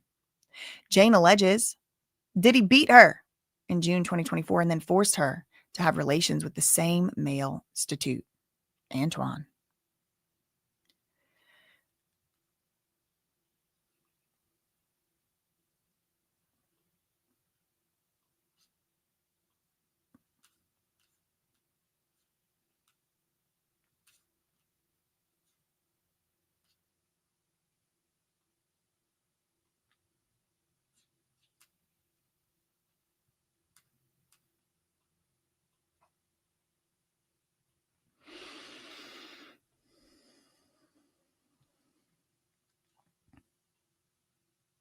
We have a new update from Washington Post. And Brannigan 1 minute ago. Before Jane's last round of questioning, the lawyers were once again debating whether a note she wrote on her phone in late 2023 can go into evidence. Quote, "I felt obligated 98% of the time."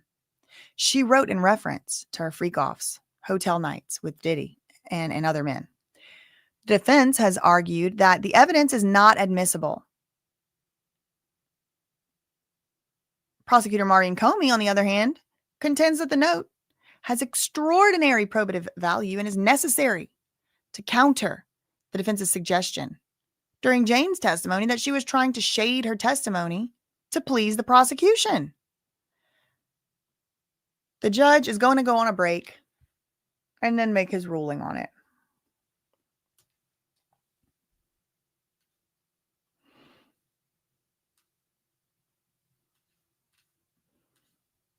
I'm going to go check the docket.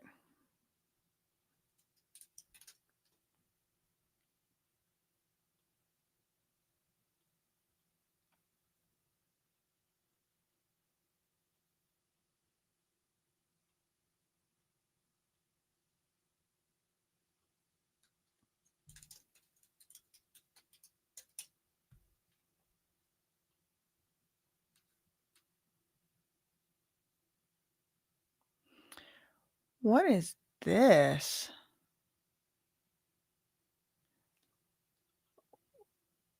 Williams versus Combs from May 29th.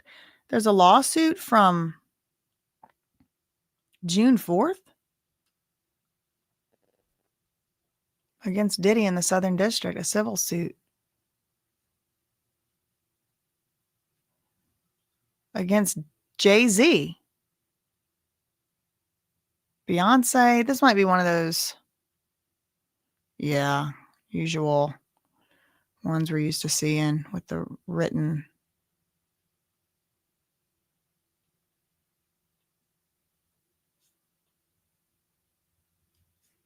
Oh, TD Jakes, Jay-Z. Yeah, it's one of these like handwritten. These usually get dismissed as frivolous.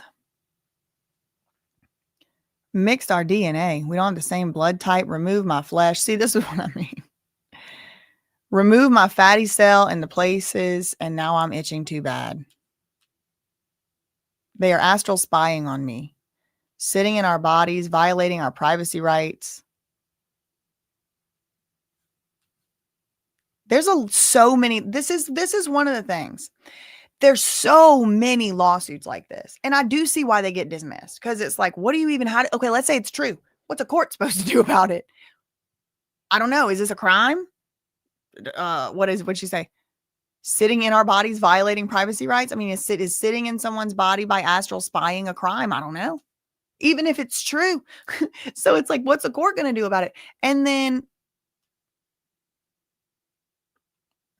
they're all part of a demonic political scandal to steal God's life and kill off people. It's like these lawsuits always get dismissed. And I'm not saying they shouldn't. I see why they do. I'm going to go look for the thing I came here for. The Diddy docket. I always like reading those. They're fun to read in any event.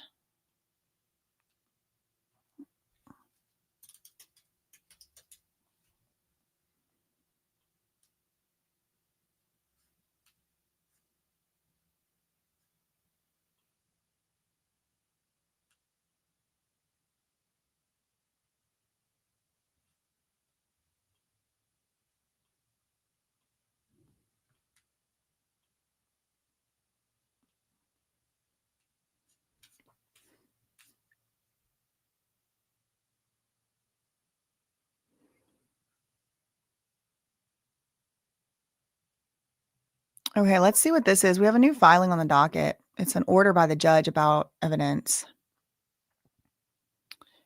It was just entered. Oh, girl. This is from March.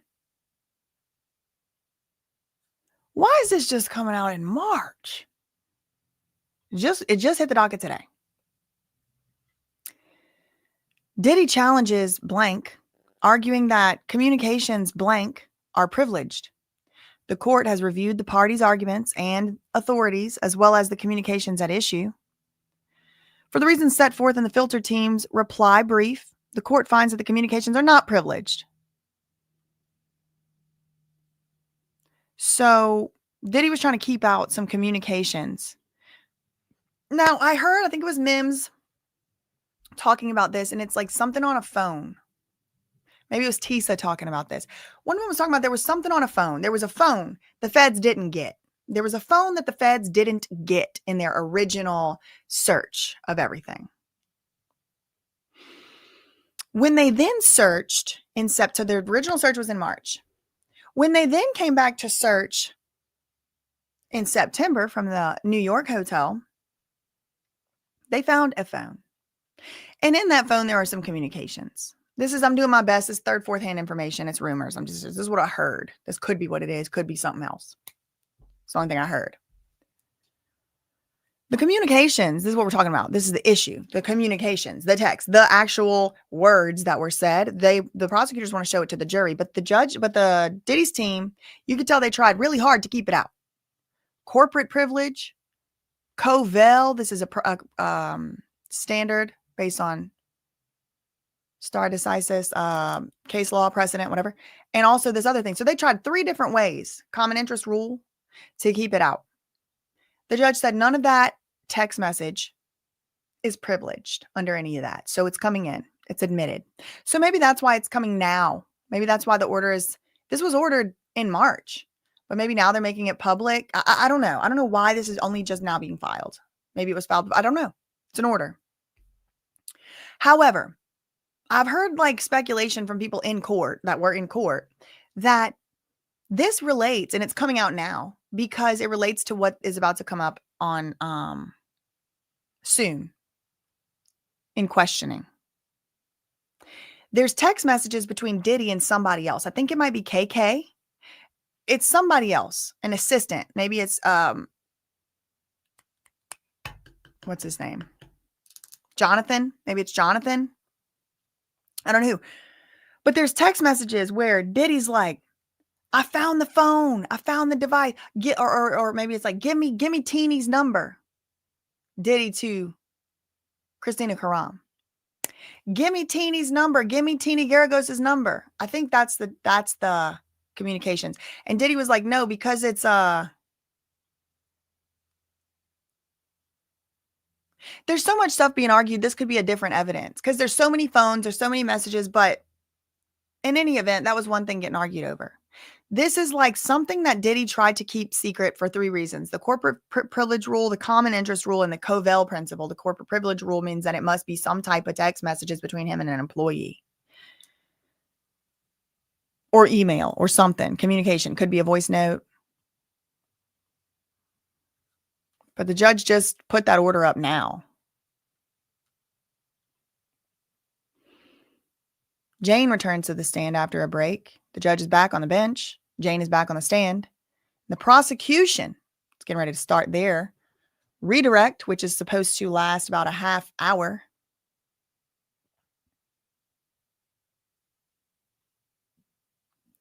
Diddy's lawyers finish marathon grilling of influencer ex-girlfriend.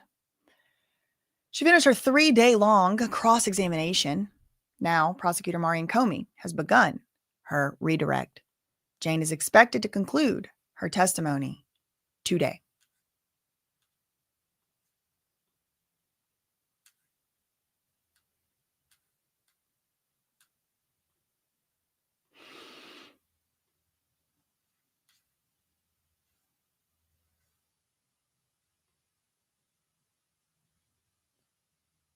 Okay.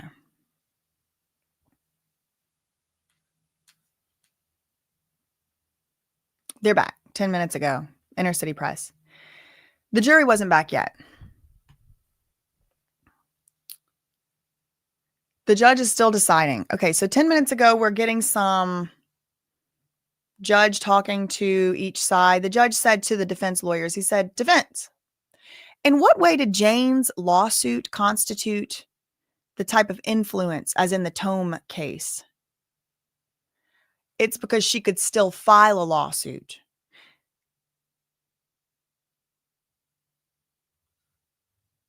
Okay.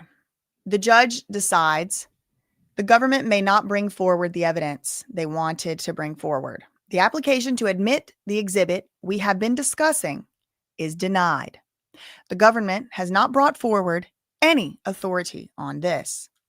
Jane comes back in, then the jurors come in. This is the prosecutor.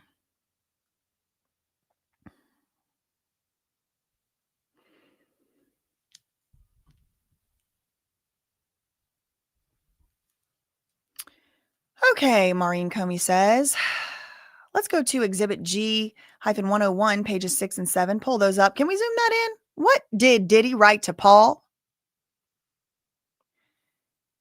Paul must be coming to, he's going to be coming to be a defense witness, I bet. He wrote, "I'm going to need to persuade you." Had you seen this before?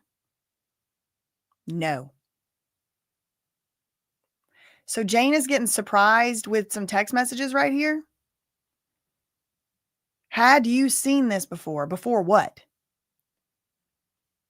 G-101, Exhibit G-101, page 6 and 7. Pull those up, zoom in. What did Diddy write to Paul? He wrote, quote, "I'm going to need to persuade you." Had you seen this before? Jane said, no. What is this? Is this the infamous text messages they've been fighting about? And then what did you write to Paul about Turks and Caicos? I said, "I'm not a robot. Just a mix of tired, hungry, sore." A robot. What else could be a robot? A zombie? A soulless automaton? I don't know. Don't look at me. Don't look at me. What did you write to Paul? So I don't know if what this is. Two different exhibits. I don't know what this is. Is it a group chat? What did Diddy write to Paul? Diddy wrote, "I'm going to need to persuade you." Had you seen this before? No. And what did you write to Paul about Turks and Caicos? Is this two different messages? Is this a group chat? I don't know. We're talking about two different conversations, though. One is Diddy writing to Paul. Diddy writing to the S worker, trainer. Also, Paul, remember, is the one that's a trainer. Paul Arthur. This is Shaq. Shaquille O'Neal. Remember him? That's supposed to be him. Diddy is texting him, "I'm going to need to persuade you." What did you write to Paul? So now you have Jane writing to Paul. You have Diddy writing to Paul. Jane wrote to Paul, "I'm not a robot. Just a mix of tired, hungry, sore." Next.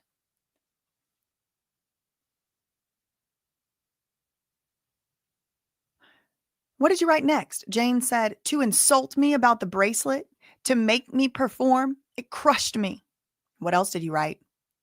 I wrote, in that room, I felt like a garden tool.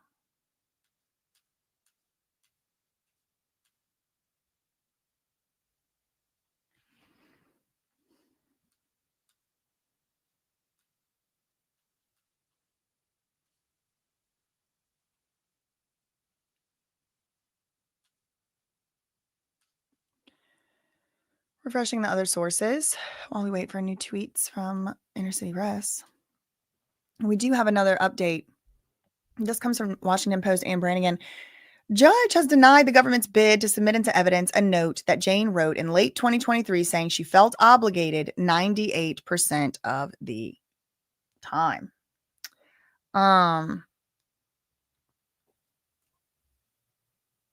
The judge was sympathetic to the defense's argument that the ST lawsuit Cassie filed just the month prior could have shaped Jane's note to herself, just like how he left out Diddy's note to himself earlier today. That makes it inadmissible. Maureen Comey then went up to question Jane one more time. One last time. Okay. 5 minutes ago, the judge denies evidence for the defense in yet another vague courtroom discussion. The judge denied the admission of evidence for the defense, but it's unclear what the evidence was, as the courtroom was filled with another opaque conversation. It appears that Diddy's attorneys wanted to show the court something it believed would show Jane colored her testimony after reading the Cassie lawsuit. The judge didn't agree with Diddy's attorneys and let their thing in either. Said another person's lawsuit would not constitute an improper motive for testifying. Prosecution is questioning Jane again on redirect. So there's a lot of stuff being argued about on this evidence stuff. It's not just one text. It's not just one phone. There's voice notes. There's notes to self. There's entire phones. There's communications about lawyers. There's all kinds of stuff. And it's just going fast. And most of it, almost all of it, is not on the record. Officially, at least yet. I mean, maybe it's on the record. I shouldn't say on the record. That has a specific designation, but public right now. So we're all of us are just having a guess.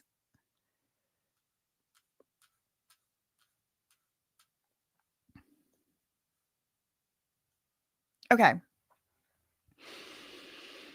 We have an update from the Independent 17 minutes ago. Prosecutors spar with defense as the cross-examination ends. Defense attorney Tina Garagos has finished cross-examining Jane. The court is now on a short break before the redirect. But moments ago, this is before the break or during the break.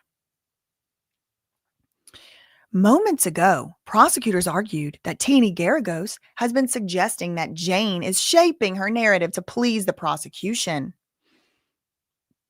After Garagos mentioned she had an immunity order to testify in front of the grand jury, among other things, the jury once again heard texts in which the couple referred to themselves as Kobe Bryant, that's Jane, and Michael Jordan, that's Diddy.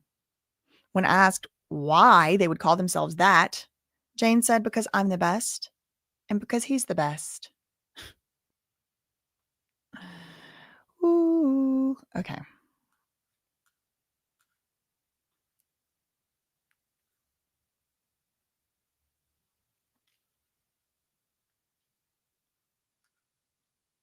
Okay.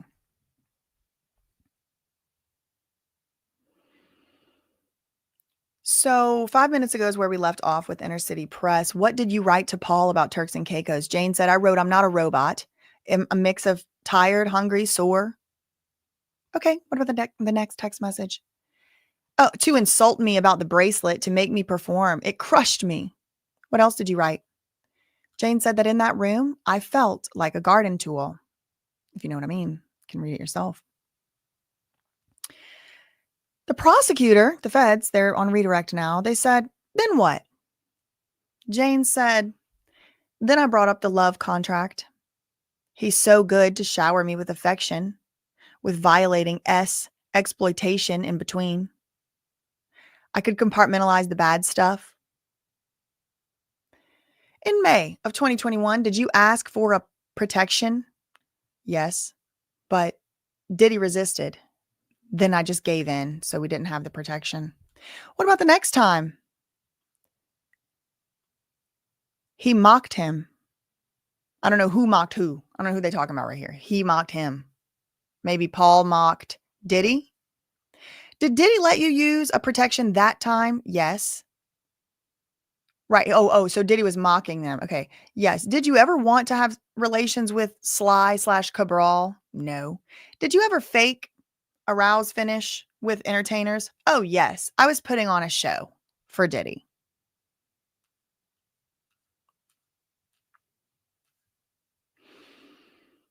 When did Diddy threaten to release a video of you, Jane?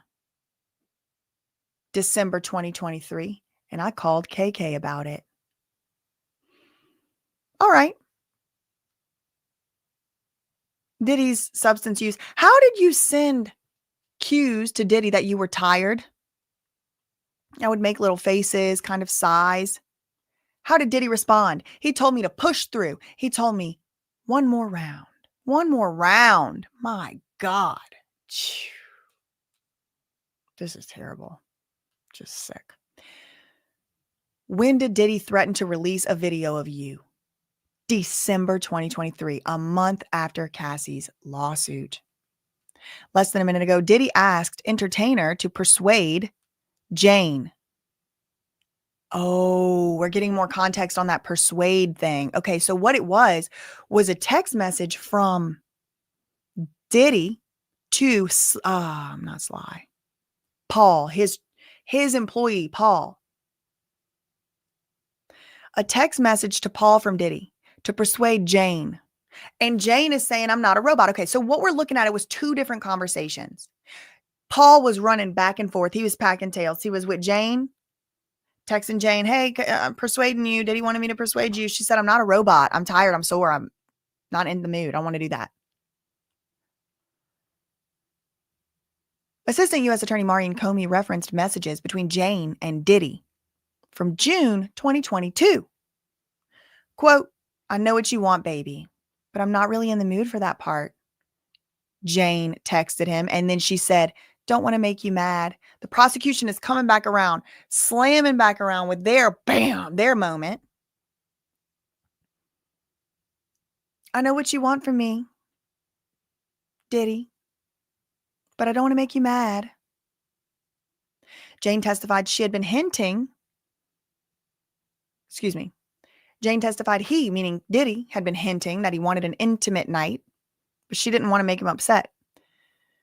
That's usually the response I got from him when I declined those things. Now, so if you look at Diddy, listen, this is lawyering. This is like watching it done at the highest levels. Because they're good. Both sides are good. Probably going to hell, but they're good. Because if you just look at the text message of Jane, this is crazy. This is Marion Comey is doubling it down on her mic drop moment. This is really good. This is really good. Okay. So if you will recall, this whole thing started off because okay. Let me show you what I mean. This is cool. And they're like on this, nothing's really coming through here anyway. It's like going slow. So we have time. But if you recall, Marion Comey just started her cross-examination.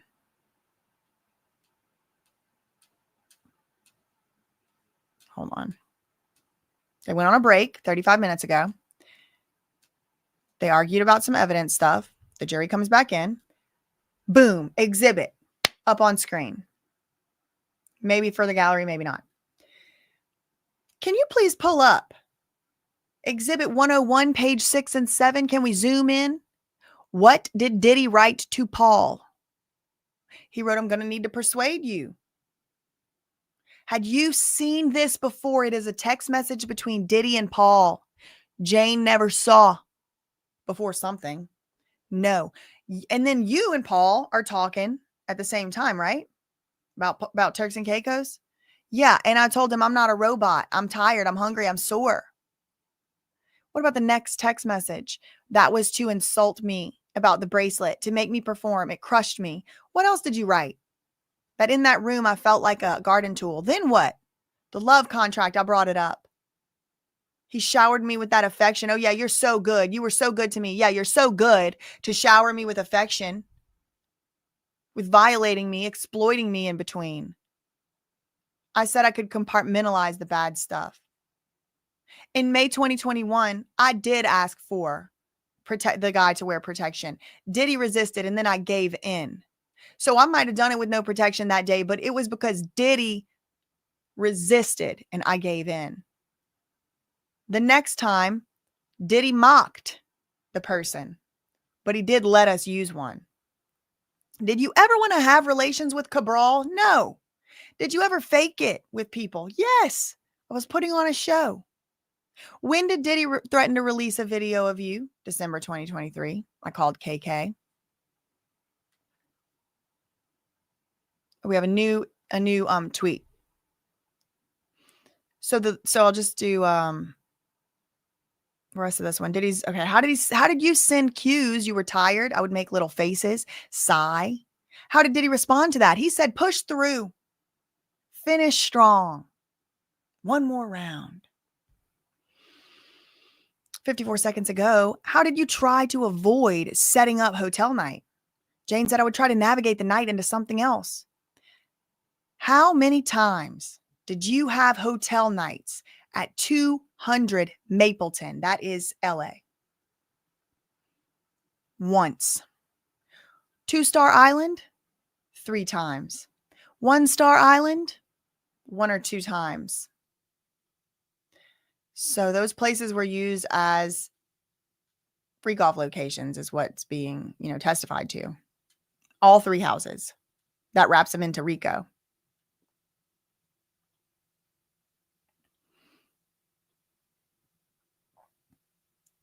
Wow. They turned her into a zombie. It worked.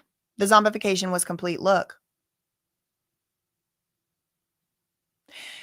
Less than a minute ago, CNN.com says Jane says she felt overwhelmed and not human after 24-hour hotel night. Assistant U.S. Attorney Maureen Comey revisited text messages Jane sent to Paul. They keep calling him an entertainer, but he was also Diddy's personal trainer. Don't forget. They revisited the text messages that Jane and Paul had after their March 2023 trip to Turks and Caicos, when she ended a second hotel night early. Remember whenever she was like, I'm done? Diddy was mad. She embarrassed him in front of Paul, and she had to apologize to Paul.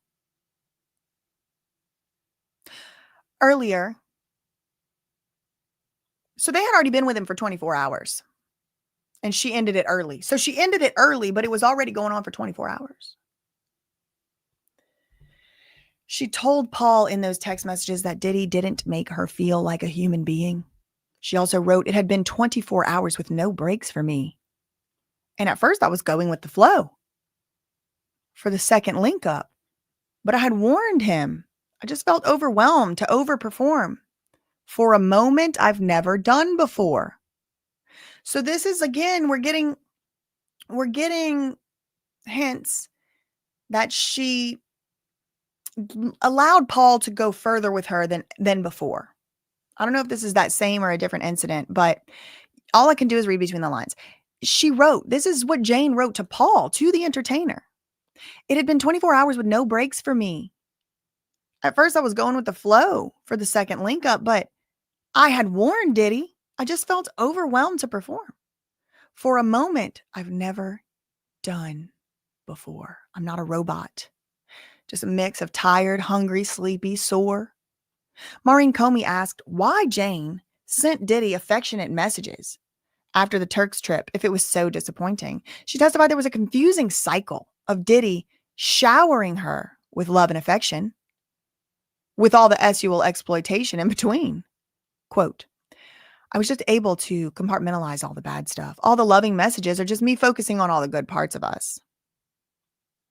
I was putting on a show, Jane says, of the hotel nights. She would fake it with these entertainers on the hotel nights. I was putting on a show. She would send an entertainer a positive message about their time together to make him feel good. I didn't want him to feel used. I'm going to need you to persuade her, Diddy said. All good, Diddy. So over here, I wanted to revisit, circle back to this. We're talking about those two different text messages, right? There's two text conversations going on. Diddy's going to Paul, the entertainer and also the personal trainer. I'm going to need you to persuade Jane to come back for more freak off. This is new evidence.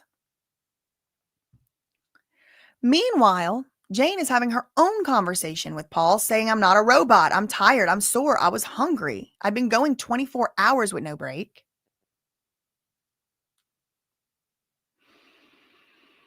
Jane said she wishes she could forget hotel nights. The U.S. attorney asked Jane if she could remember the specific date of every hotel night throughout her entire relationship with Diddy, and she said no.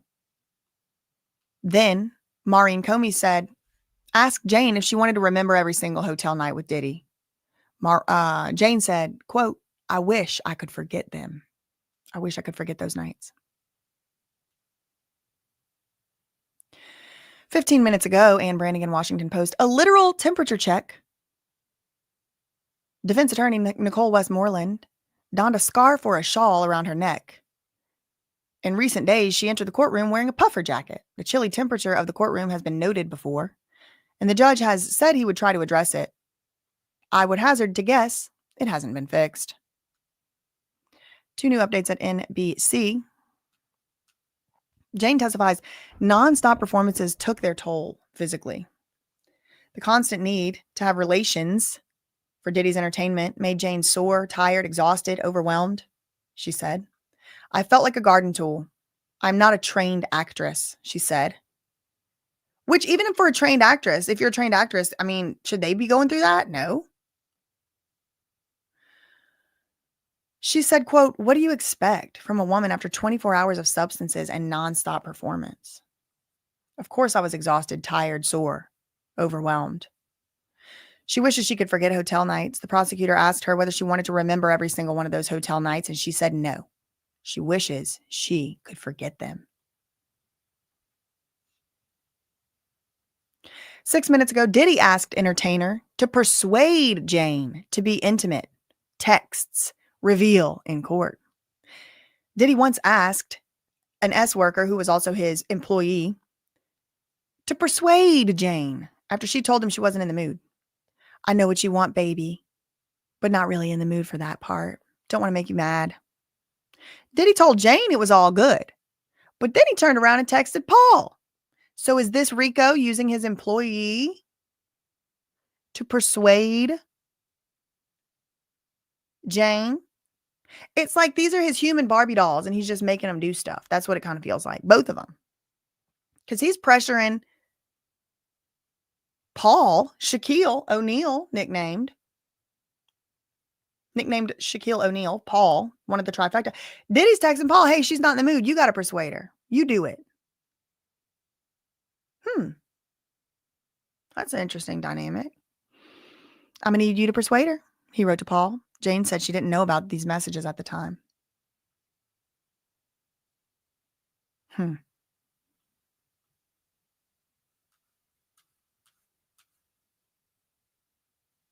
She broke down on the stand. She's breaking down on the stand right now. NewYorkPost.com, 54 seconds ago, Diddy's ex-girlfriend breaks down on the stand. As she was asked if she's jealous of the other women that Diddy dated. She broke down in tears as she said she felt she had to compromise herself in a way that the other women Diddy dated didn't have to. Quote, why did I have to compromise myself when they don't have to? She said through tears. She has told the jury about how she participated in freak-offs for Diddy despite not wanting to have relations with anyone other than him. This is giving me the sense that maybe his other girlfriends are gonna testify for him. So this is differentiating Jane from them. They didn't have to go through what Jane went through. That's what they're, I think, trying to set up for. This wasn't the same. Cassie, remember how she kept saying, I felt like I was the same as Cassie.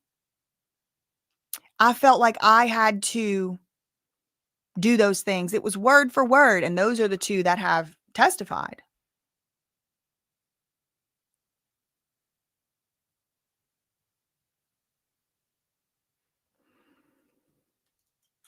Jane has told the jury about how she participated in freak-offs for Diddy despite not wanting to have relations with anyone other than him.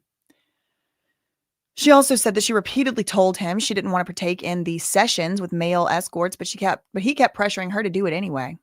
Jane also told jurors Diddy had an open relationship with her, but she's now breaking down on the stand.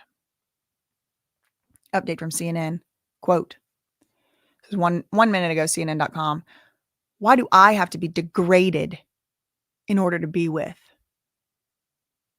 Diddy? Jane said she wondered that. Assistant U.S. Attorney Maureen Comey asked Jane why she brought up hotel nights to Diddy when they had discussions about other women in his life. Jane said, and this is a quote,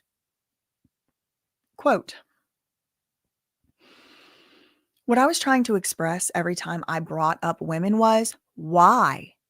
Why do I have to be degraded in order to be with you?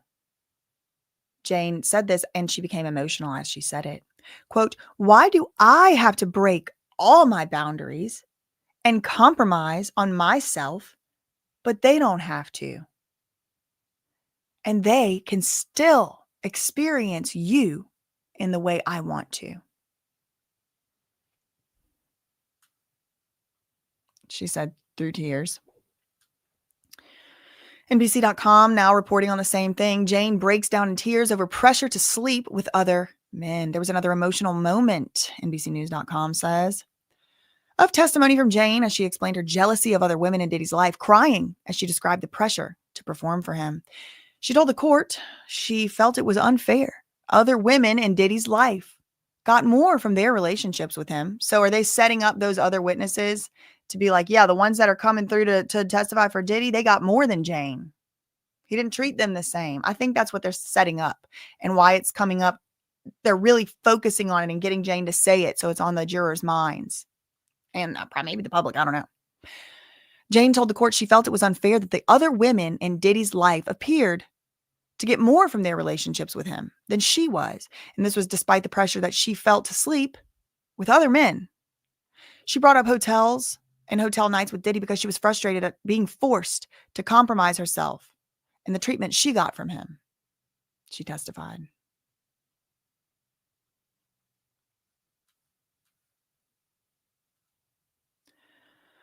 Let's go to Inner City Press.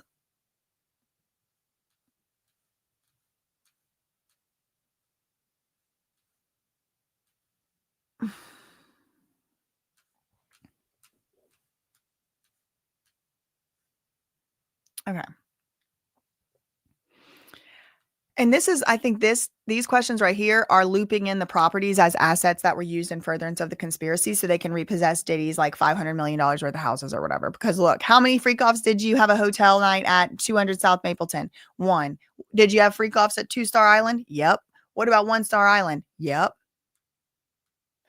Jane said, I felt it was unfair. All of the pressure. What do you mean by that, Jane?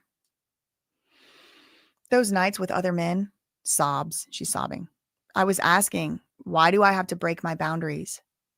And still you treat me like this. What is this text? Jane said, the all-star fantasy play. Ew. Okay, ew. What did you send to Diddy? And she said, I sent a picture of a used feminine hygiene product. What did you write? I said, I got childcare. You pick. Then everything went left. I said, I just got my cycle. I handled first school week.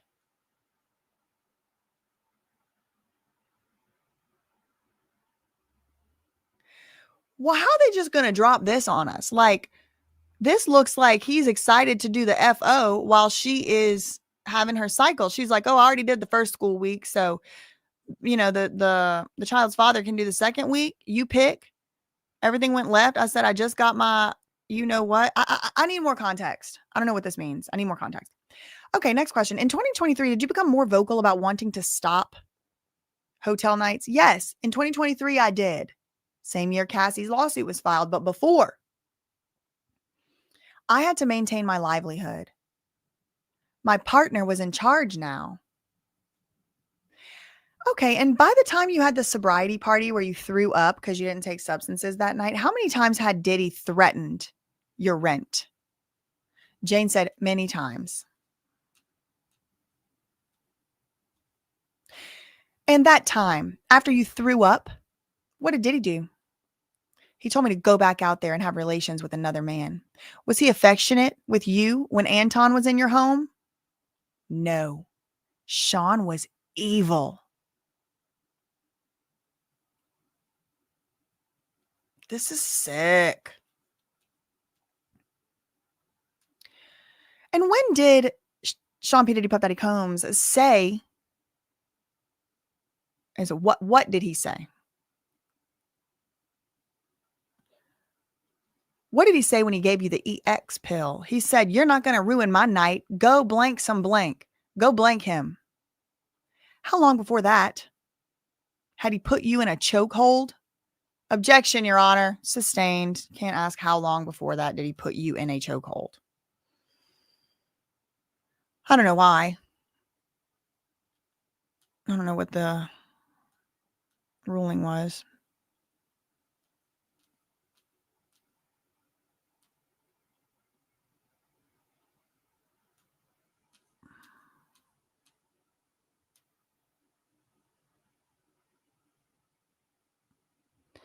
There was another emotional moment. Court felt it was unfair. Other women, She brought up the nights with Diddy because she was frustrated at being forced to compromise herself in the treatment she got from him compared to other girlfriends' treatment.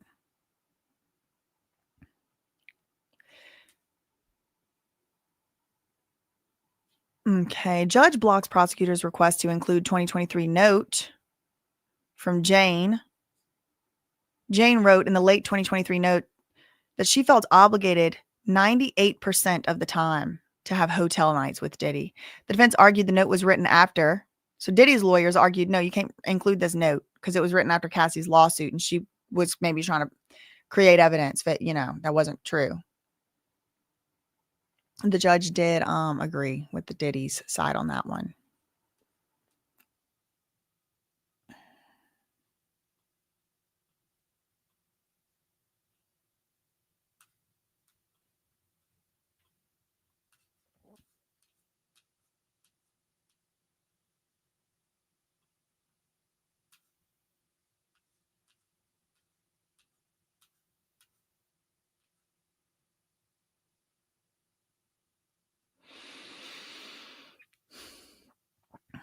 He said, you're not going to ruin my night. I want to know. I wanted to say that, is this coercion? Because that was a big thing he had said 1 minute ago. Did the rent pay for hotel nights? This is a big question of the trial. The witness, Jane, said she objected to Diddy's need for her to perform relations with other men, but she felt she was obligated to do so. Once Diddy started paying her rent in April 2023, Jane said she felt she had to do hotel nights to maintain emotional stability. When Maureen Comey asked if Diddy had ever threatened to stop paying rent if she didn't want to perform a hotel night, Jane said it was multiple times.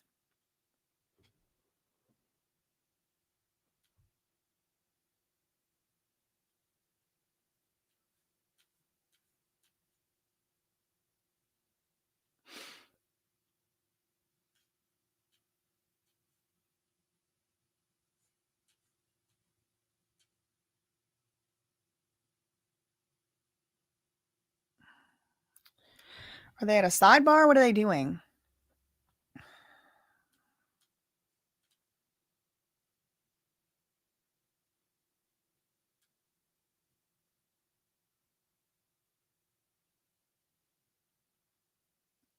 Why isn't my chat working?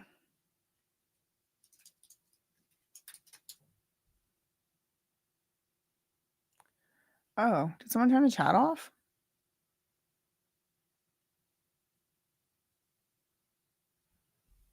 I'm not able to see my live chat feed. Hold on.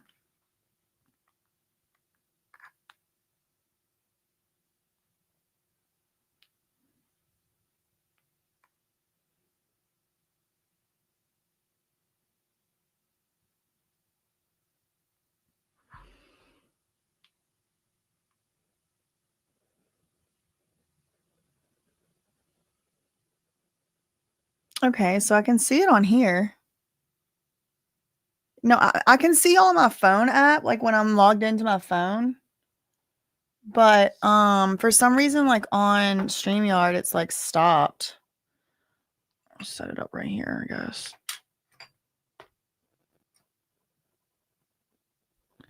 So, oh man, that sucks because I can't see like who sent a super chat.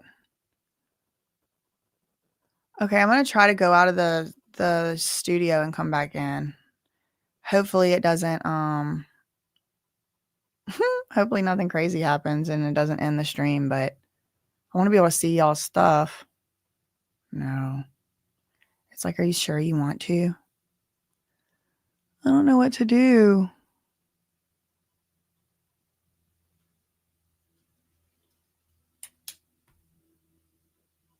An error occurred. Well, I feel bad because if somebody sent super chats, I don't see anything.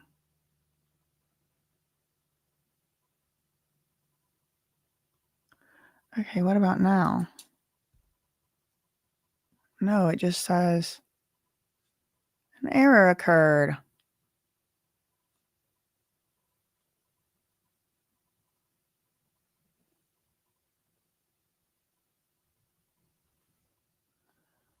Okay, well, sorry, y'all. I can't see if y'all are sending stuff.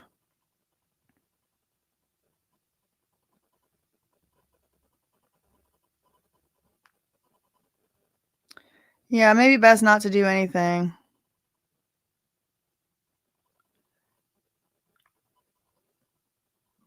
Sorry, y'all. Sorry, y'all. I don't know what's going on with my chat. It's not showing up on my screen. The day is like pretty much almost over today, so hopefully it'll just be fixed by tomorrow. My bad on that one. Just a lot of technical difficulties lately. Okay, moving right along. When did Diddy say? What did Diddy say when he gave you the EX pill? He said, "You're not going to ruin my night. Go S some D. Go F him." Something. How long before that had he put you in a chokehold? Objection sustained. Did he choke you with his hand or his arm? Arm. And in the shower. How hard was that assault? So hard. And what did he say? Get in a effing outfit. And that really does put that, like, I think they even used to call it a IMP slap. Like, it was like even a joke. People would think it was so funny to make a joke. When you hid for 2 hours by the wall in the bush, could Diddy have left safely? Yes. Did you want to have relations with Anton that morning as the sun was rising after being fighting with him all night? No. Who made you have relations with him? Diddy. Would you give all the money back for no relations with other men? Jane thought long and hard and said, yes. Just kidding.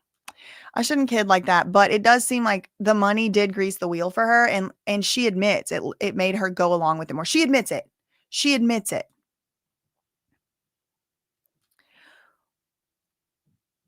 Because she said she did something with what's his name one night after the dinner because Diddy made her such a nice birthday gift. 1 minute ago, Jane's texts detail exhaustion, threats over rent, and refusal of hotel nights. Jane said she started telling Diddy she didn't want to do hotel nights all the way back in 2021. She became more vocal about it in 2023. She testified that at the time of the sobriety party in October 2023, Diddy had been paying her rent for several months. She said in the months before the sobriety party, Diddy would often bring up her rent in the context of a hotel night and had threatened to stop paying her rent in all different types of ways. Assistant U.S. Attorney Maureen Comey revisited several text messages that Jane had sent to Diddy the day before the sobriety party in October 2023.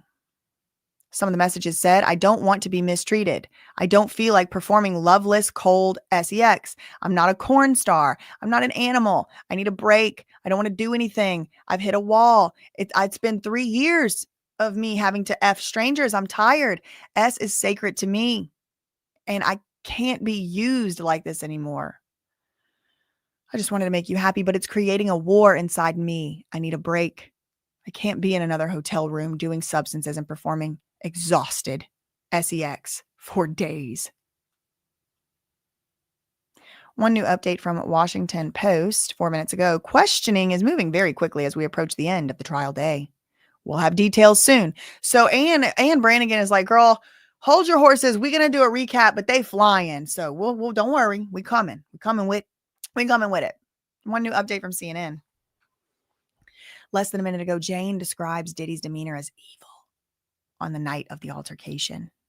Prosecutor Maureen Comey asked Jane if Diddy was vulnerable or affectionate with her on the night of June 18th when he beat her up, allegedly according to her testimony, and then forced her to perform oral relations for the entertainer. Jane said no, it was quite the contrary. His demeanor was evil. And we keep hearing this. He's saying he's the devil. His eyes go black. He looked devilish. We've heard this from like 4 different witnesses. Evil, devilish.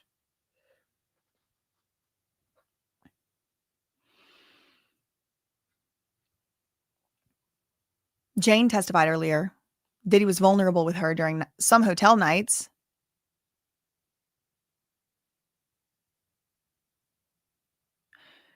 Jane testified earlier that Diddy was vulnerable with her during hotel nights. And the most affectionate he ever was with her was during hotel nights.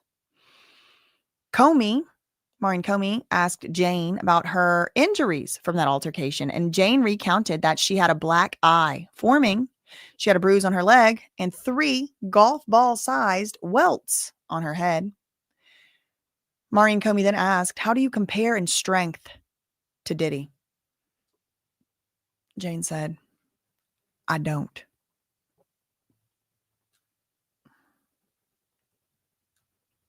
How do you compare in strength? I don't.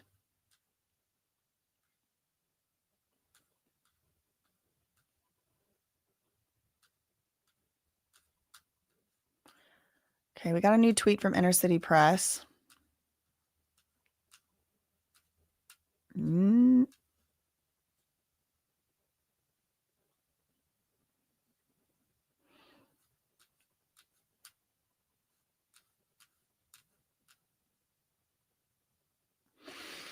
Oh, man, I love a good random glitch.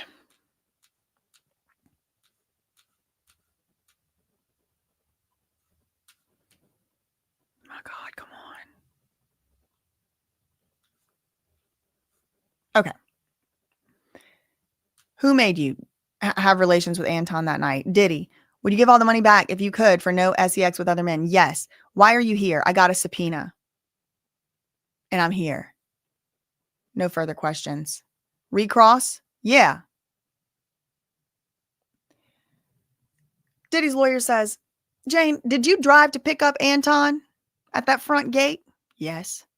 Could you have left and drove away? Jane said yes.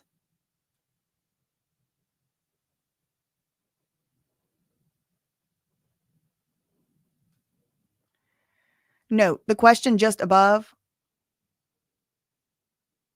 was by Combs, Garagos, Mea culpa. Yeah, could you just have left? This is the whole thing. You could have just left, but you picked him up and went back to the house. The only time that nothing sexual happened between you and Anton was January 2024, right? Yep. And Anton drove his car right into your compound, right? See this right here? I think they have evidence. I think they have evidence of this person, Jane, doing something sexual with Anton. I don't know why I think that. It's just a gut feeling. I think that's what they're going to play for the jurors. The only time nothing sexual happened between you and Anton, the only time, you're telling me, Jane, just to get it straight, this is Diddy's lawyer. doing a recross. Just to get it clear, Jane, you're telling me you and Anton never hooked up ever except for at freak-offs. And that day at the party with the rapper, you didn't hook up, right? You only ever had sexual relations in front of Diddy, right? Jane said, right. And the only time you ever saw this guy, Anton, and nothing sexual happened, you say nothing sexual happened that night. It was the only time, right? Right. And Anton drove his car into your apartment compound through the gates where you live? Yes.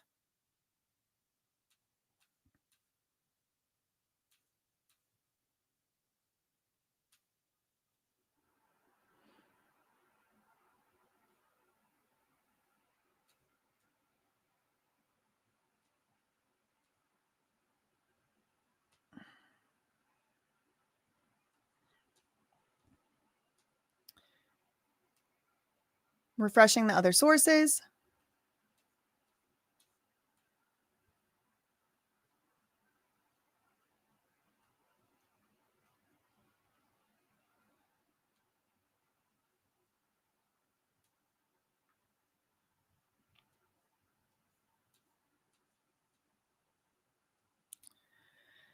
Okay, just waiting. What are they doing? Are they having the jury listen to something?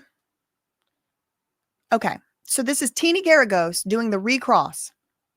Diddy's lawyer. The only time nothing sexual happened between you and Anton was January 2024 at that rapper's party, right? Right. Anton drove his car into your compound? Yes. You let him in? Jane said yes, as requested. Do you lift heavy weights? Yes, but a woman's power does not override a man's. Well, that's not true. Some women are way stronger than some men, but maybe her power doesn't override his. I completely disagree with her. I know some women that could. Obviously, this can't be a general statement. Like she should have said, my power doesn't overpower his. He goes to the gym too. Or she should have, she just said, yeah, I lift heavy weights. Did you hit Diddy's head against the counter? Yes. And at that time, you had seen the Intercontinental Hotel video, hadn't you? So they're trying to say that she was like trying to bait him, I think. I think that's what they're trying to imply. Like, you hit Diddy because you knew that he was going to flash out and then you were going to have something against him, didn't you? You were baiting him.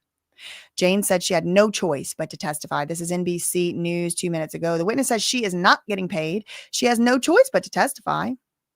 When Maureen Comey inquired if she's receiving any monetary compensation, she said no.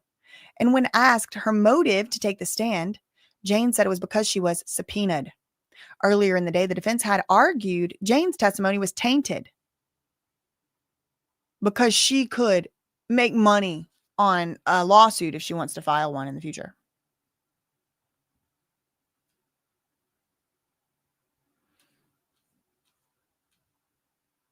Because she is still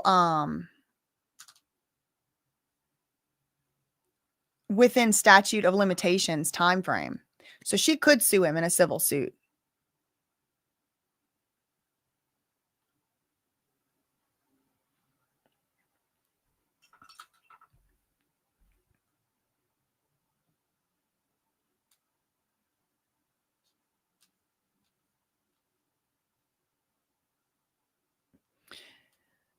What are they getting at with this Anton? Why are they closing the questioning out on this?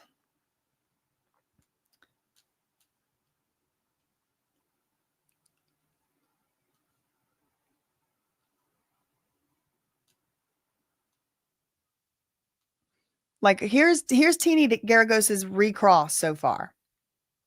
Did you drive to pick up Anton? Yes. Could you have left? Yes. The only time nothing sexual happened between you and Anton was January 2024, right? Why did she ask that? This right here, this one right here. Why did she ask this? Jane said, right. Anton drove his car into your compound. Remember whenever Teeny earlier was like, how many minutes is it? How many minutes is it between the gate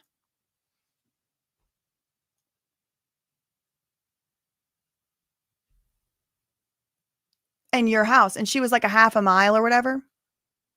And you let Anton in the gate, right? Yes, as requested. And you lift heavy weights. So now we're rewinding into the night, right? This is before Anton ever comes in. It was when she was calling Diddy a PDF file. You lift heavy weights, don't you? Did you hit Diddy's head against the counter? Yes. You'd seen the Intercontinental Hotel video, hadn't you? Yes.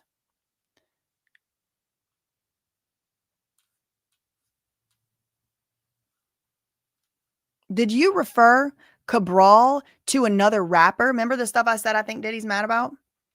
Did you refer Cabral to another rapper in January 2024? Yes. Were you asked, so January 2024, at the party with the rapper, did you refer Cabral? Yes.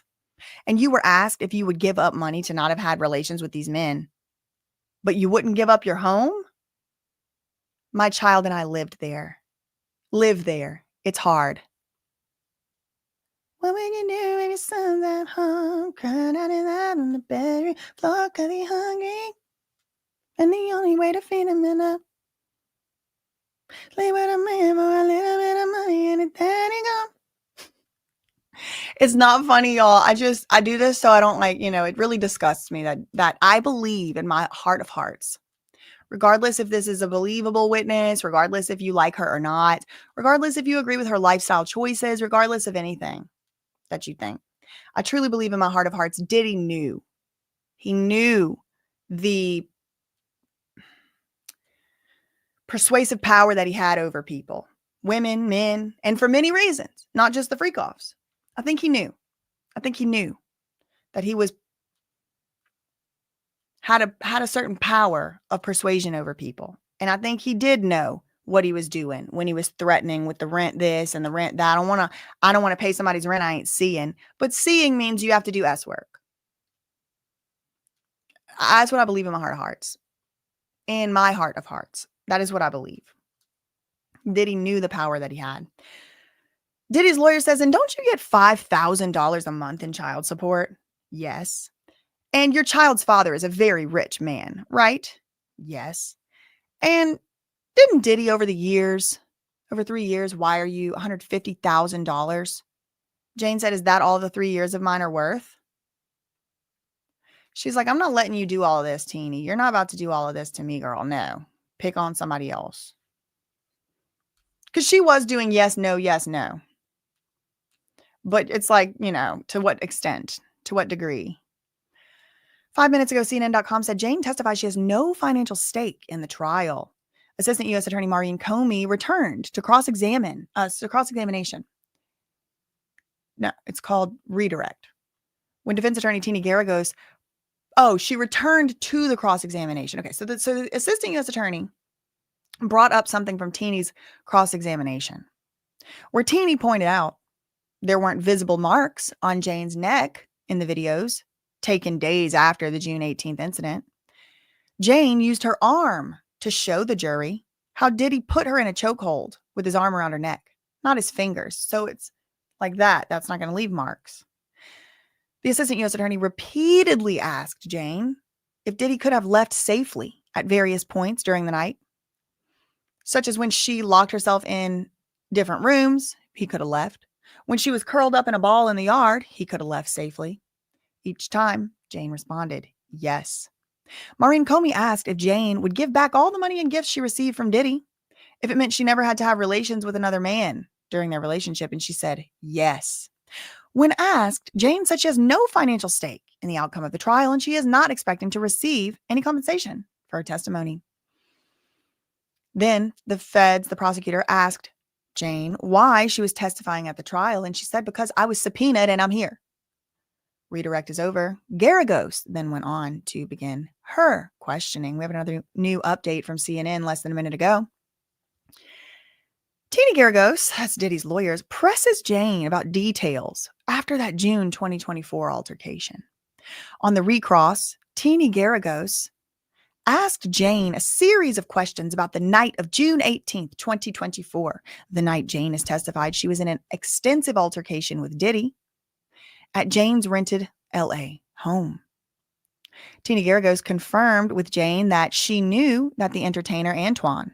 So Garagos is like, you knew Antoine was coming over, didn't you? And he only had your phone number, right? Ooh, Diddy's probably trying to figure out how they have each other's phone number. And she drove her car Right. Like Jane confirmed she drove her car into the neighborhood. Sorry, to the gate to let Antoine into the neighborhood, and he drove his car in. She could have instead just left in her car. Jane confirmed she never told Antoine she didn't want him to come in.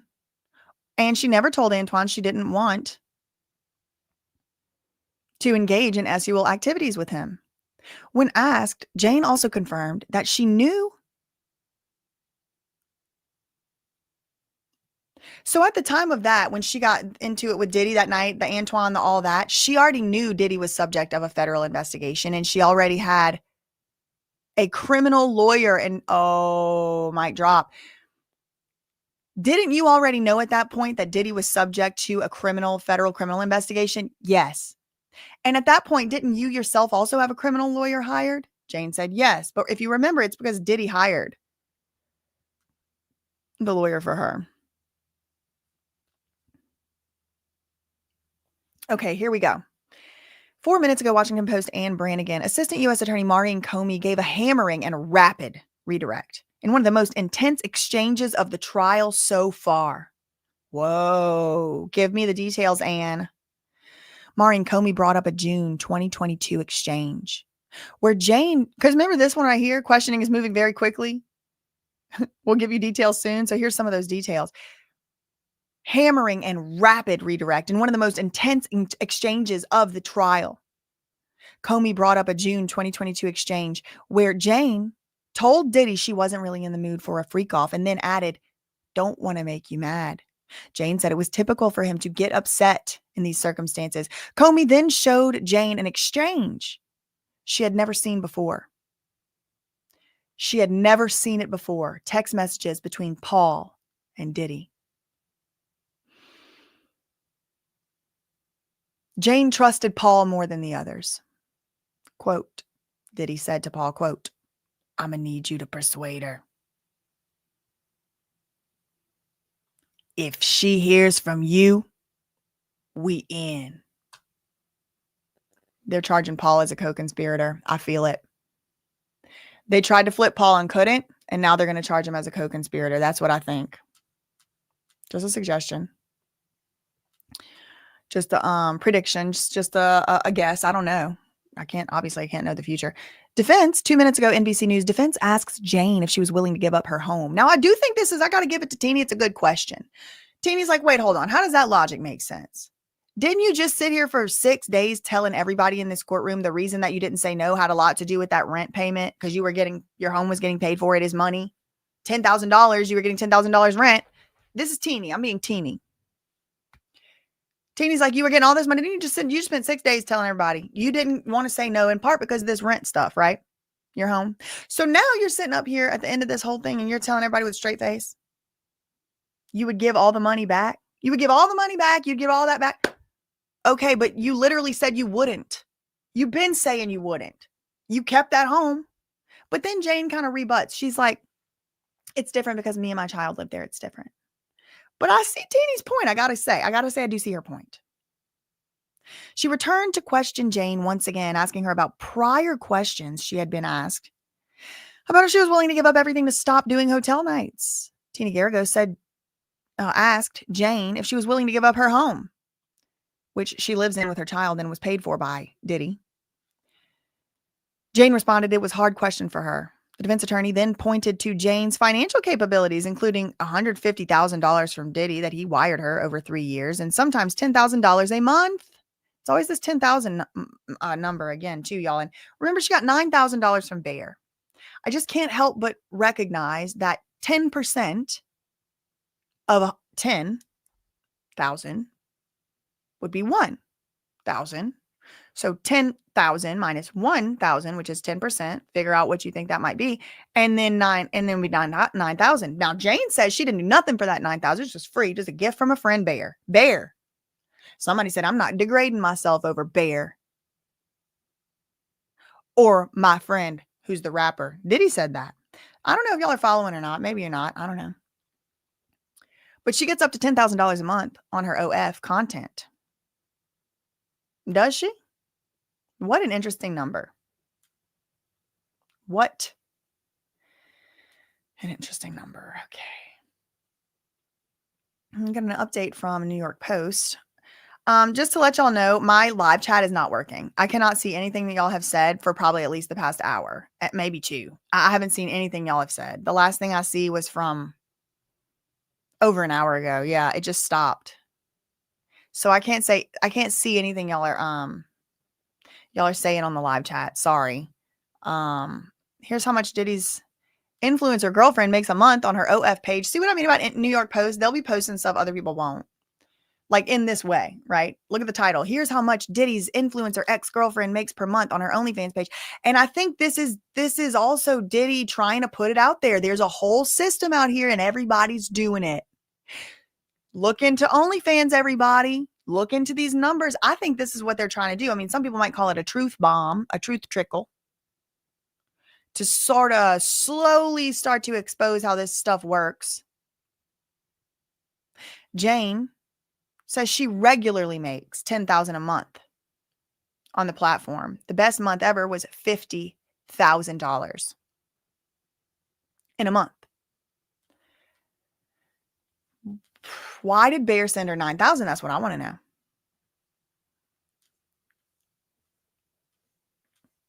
She said it was, the Bear said it was just for fun. Now, what if Bear is going to be coming and testify for Diddy? Now, you believe you're worth more than $150,000? Jane's like, does he? What's the most you've made in a month on OF? $50,000, but it varies. You say, this is Diddy's lawyer, you say you were hungry to indicate you didn't want relations, right? Yes. But didn't Diddy give you food? He knew what I meant, Teeny. Did he give you food? Jane's like, yeah. But I see what she means. It's like, did he give you food versus like wanting to leave and go eat and, all of that. And I know what she meant too. Did you ever tell Cabral that relations with him had been great? Jane's like, yes, but okay. And you got Diddy a mobile TV to show videos of you having relations with entertainers, didn't you? Yes. But it was so I wouldn't have to have relations with other men. That's why I got him that TV. It was less bad than doing new freak offs every time. But sometimes you just watch the videos, right?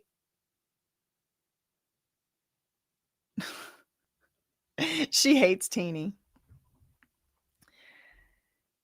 Sometimes you watched the videos and didn't have relations with other men. Jane goes, all of it was bleep. All of it was doo-doo.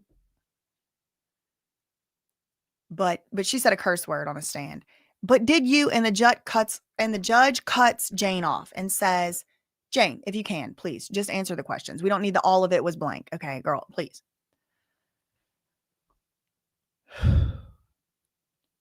What did you probably use preparing for your testimony today? Or what did you see? What did you look at? What did you see in preparation for your testimony today? She said, just my truth.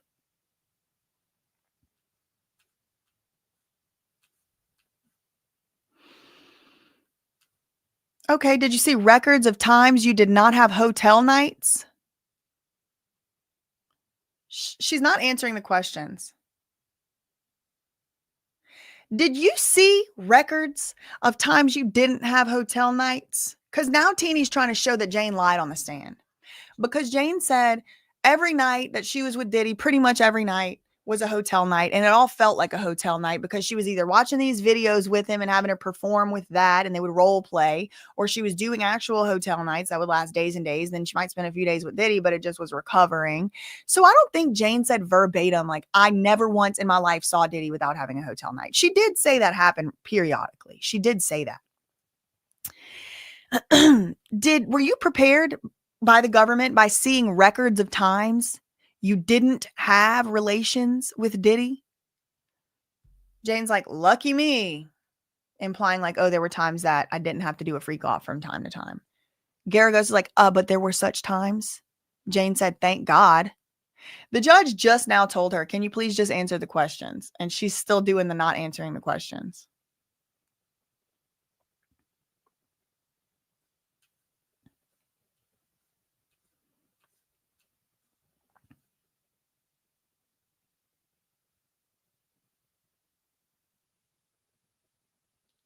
Dang.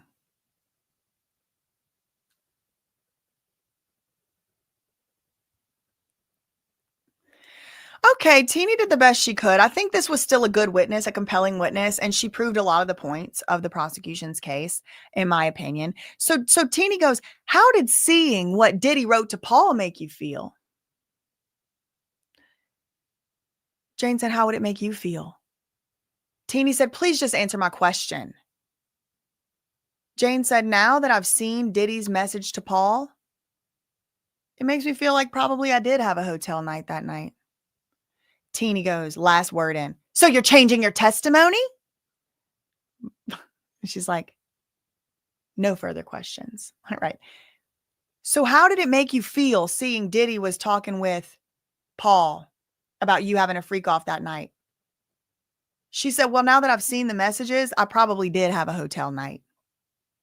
So you're changing your testimony. No further questions, Your Honor. Redirect. So the government gets to come back up, girl. Woo.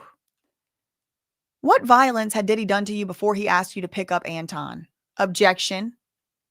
Overruled. He slapped me.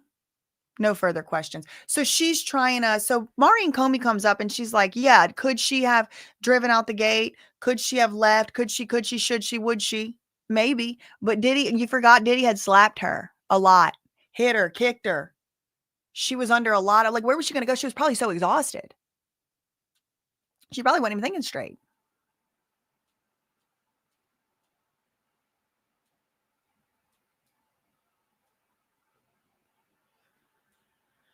Whew.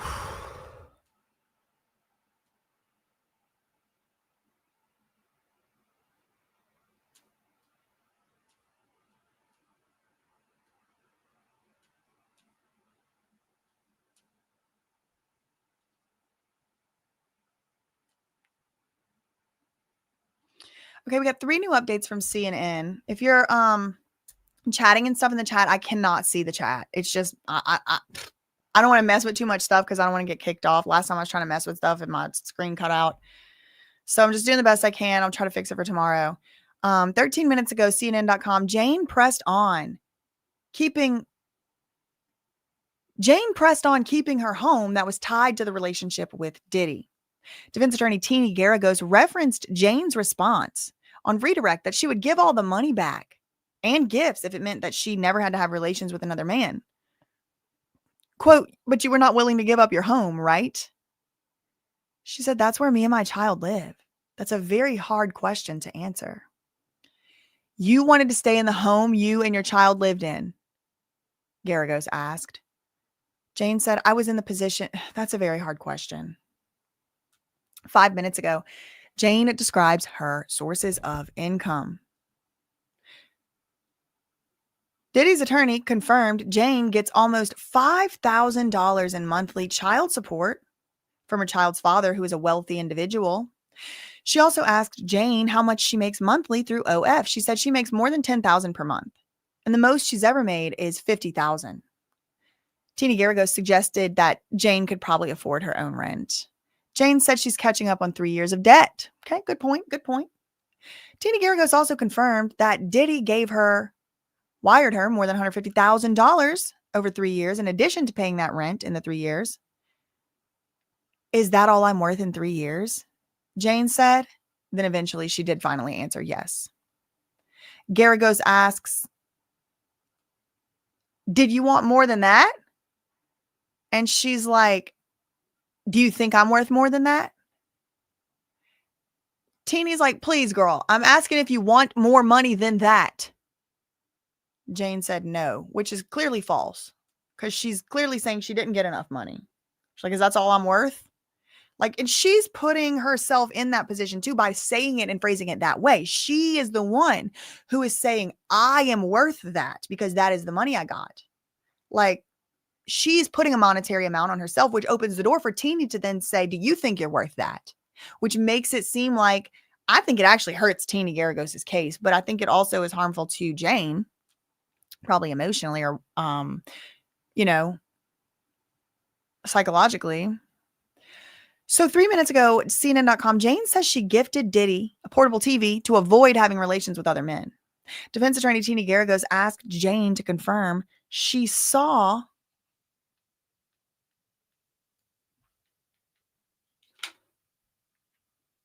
Diddy a few times in the weeks after the sobriety party in October 2023, including when she gifted him a portable TV for his birthday so they could watch corn or videos from past hotel nights during their movie nights. Jane said she gave him the TV so she could protect herself from not having relations with other men. But then Diddy's lawyer, Tina Garagos, pointed out that Diddy would use the TV to watch videos of Jane having relations with other men. Jane said, yeah, I bought the TV so that it could be an option instead of me having to have relations with other men. Garagos suggested that there were several times Jane would not have relations with entertainers during their movie nights, but Jane said all of it was doo-doo. The judge then admonished her, telling her to answer the questions that she's asked. A minute ago, Jane is off the stand. On her way out of the courtroom, she hugged Maureen Comey. And she hugged Tina Garagos.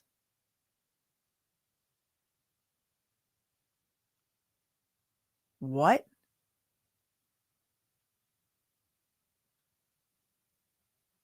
What? This is strange. She got off the stand and hugging the prosecutor. Okay. Hugging the defense attorney that just put her through all that, made her cry and all that. Just before she got off the stand, she asked, Garagos had asked Jane if Diddy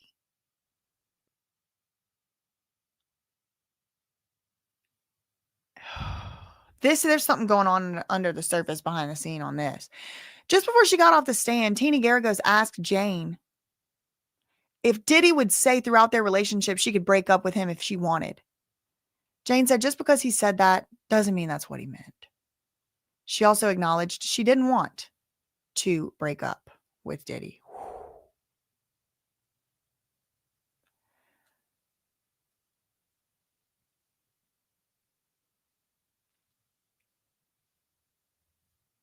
4 minutes ago, Ann Brannigan, after that intense redirect of Jane from the prosecution, remember it was hammering and pounding, or what'd she call it? Hammering and rapid. The defense is questioning Jane one more time in what was turning into quite a lengthy recross. 2 new updates from NBC. Jane excused from the witness stand. Jane's marathon testimony. Whew, I'm tired of this. Like, I'm like with her, it's like we've been going through this 6 whole days or 5 days, 5 whole days and some more. Jane's marathon testimony finally came to an end with her leaving the witness stand after answering a prosecutor's question about the violence she endured. He slapped me and punched me.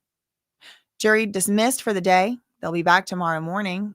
But let's get our updates.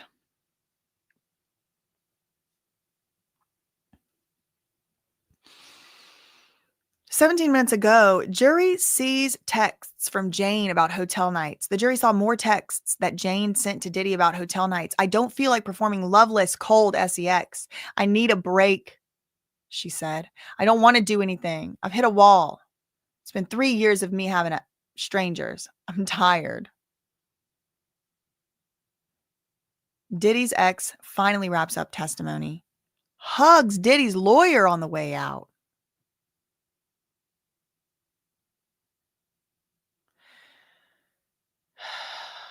This is crazy.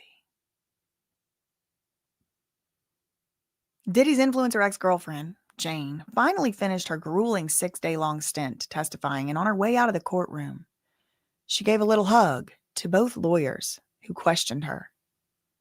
Maureen Comey and Diddy's lawyer, Tina Garagos. I know y'all have to be saying so much stuff in the chat. I can't see it. I feel left out.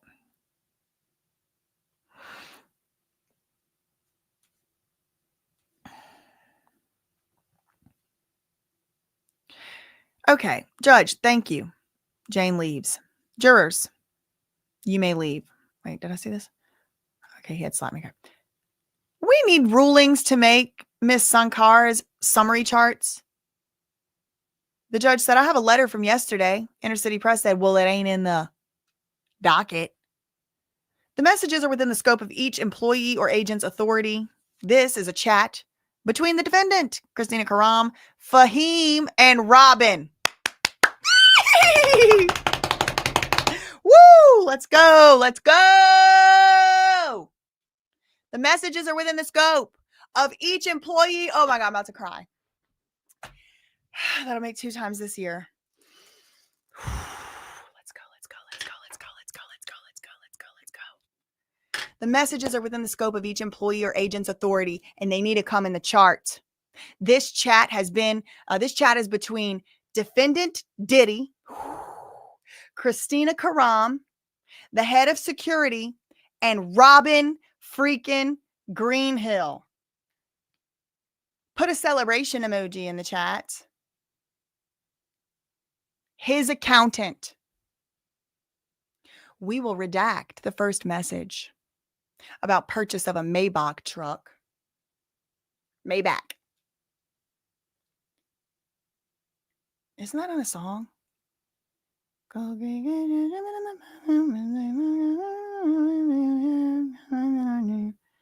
Crystal Maybach, diamond on the timepiece, jet plane, diamond, tigers on a goldie. Yeah, Maybach. Oh my God. I have to see what y'all are saying. I need to pull up my phone. I have to see what y'all are saying. Oh, I feel so... I have FOMO from my own live chat. Can you even imagine? Okay, I see the celebration emojis. Robin freaking Greenhill, everybody.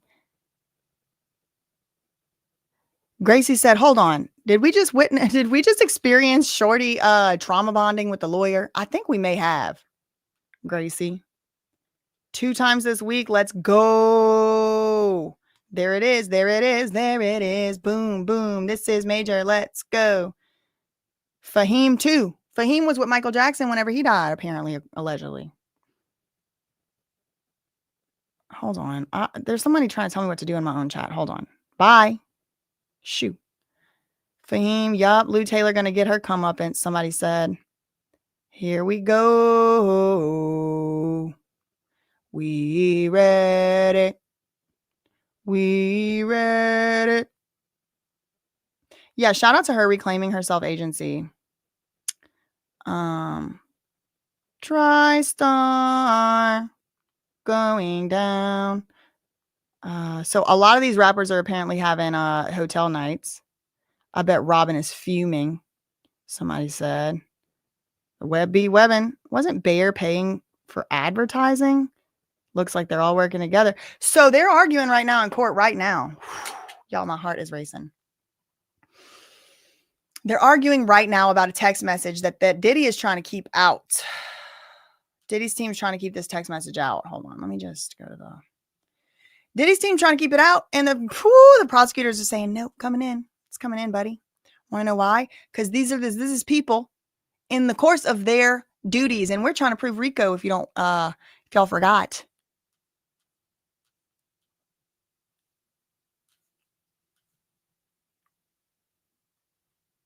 I need to take a screenshot of this.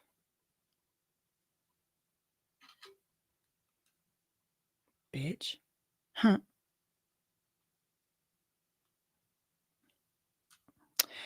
Okay.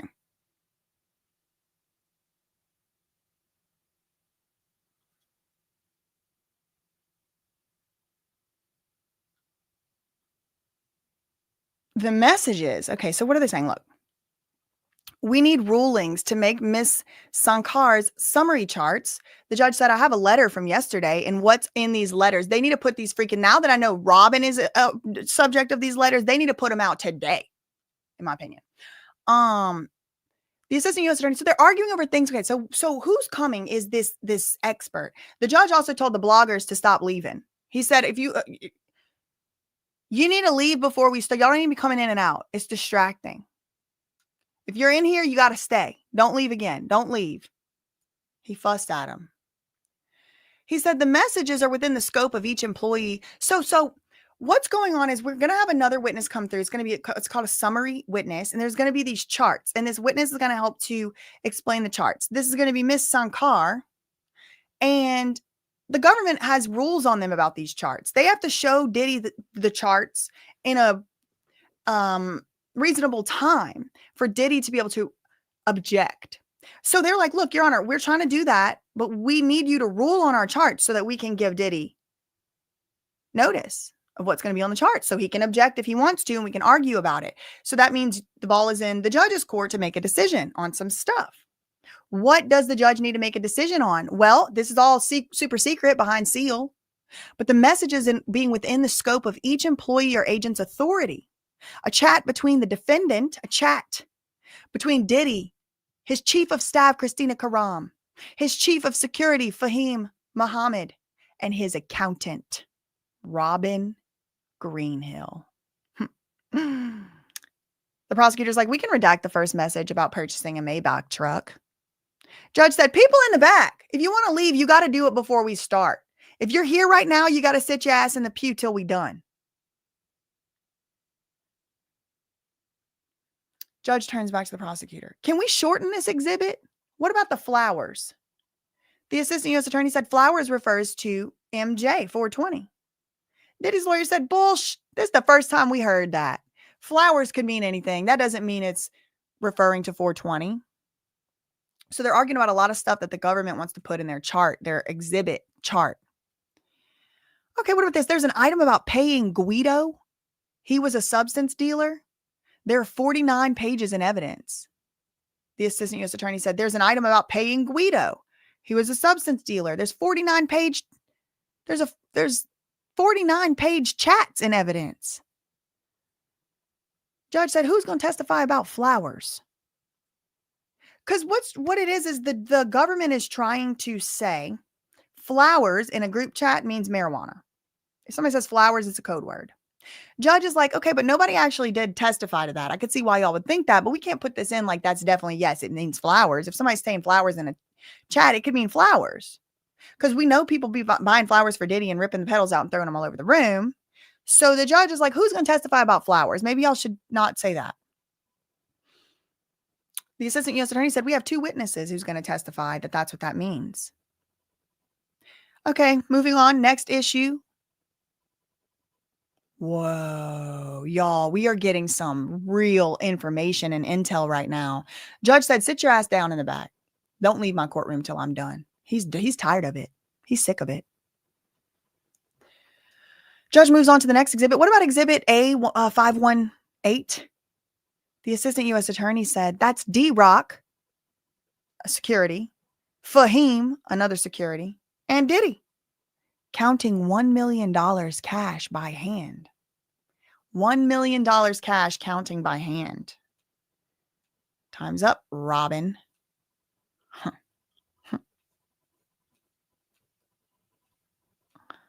Okay, they're still going at it. New update from CNN. They're not updating on that yet. Let's see. Washington Post usually gives the details.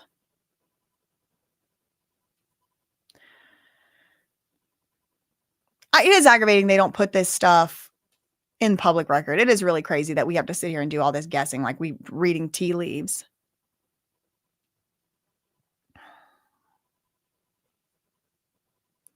I need to check something.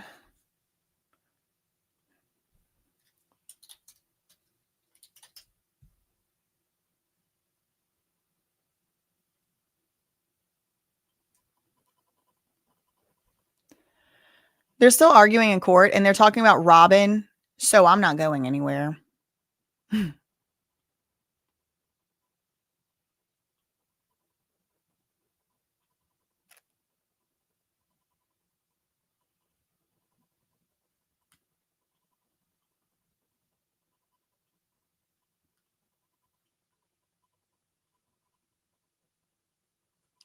I'm going to go back to the Pacer and see if the docket has been updated with any of this stuff. Y'all, what if Britney Spears is the surprise witness?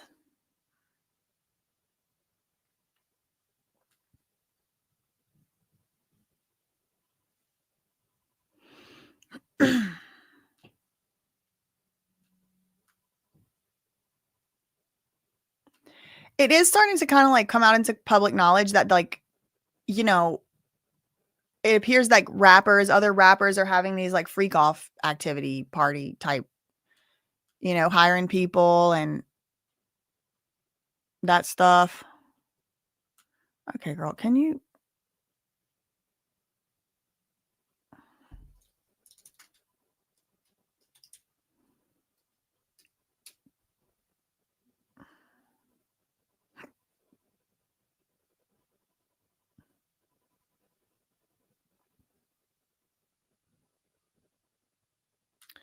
It's taking its sweet time.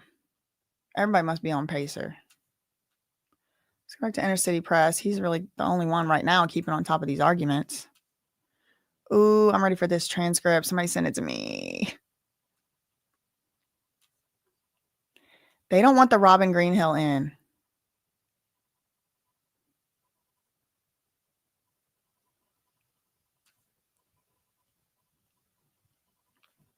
Somebody said tomorrow is Rico Day.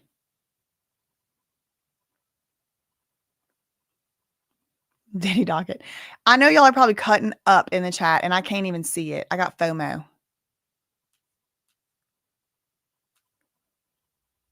More. Y'all look at Pacer.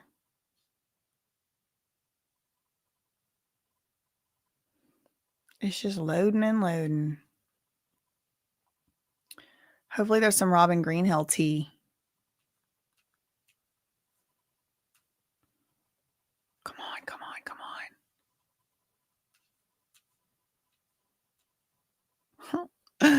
I'm on the edge of my seat and I can't even read y'all's comments. Let me look on my phone.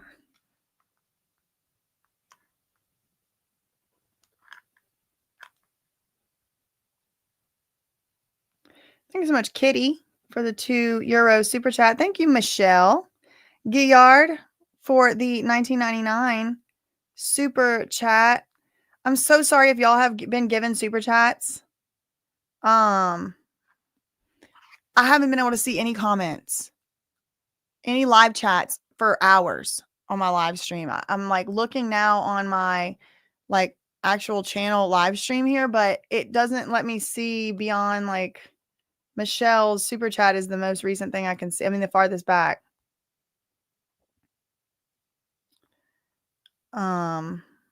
They still celebrating Robin.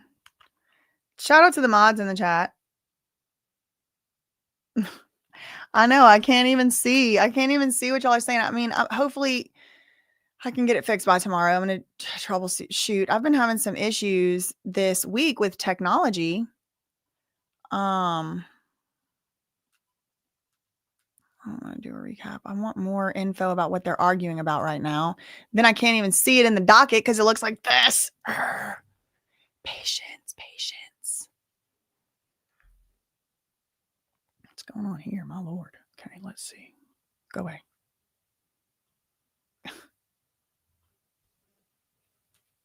Go away. Okay.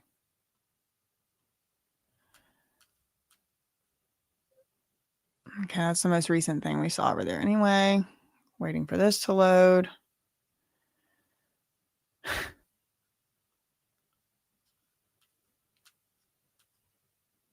Jesus. They're just arguing in there and no one's telling me. And I can't even see what y'all are saying. It's stressful. And it's been a long time and no one's saying anything.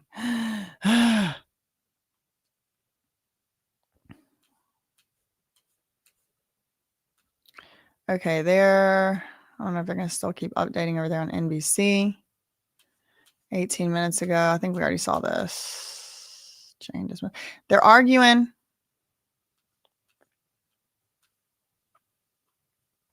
Come on.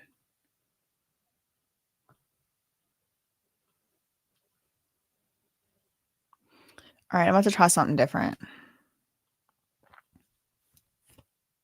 Whew. Testing my patience.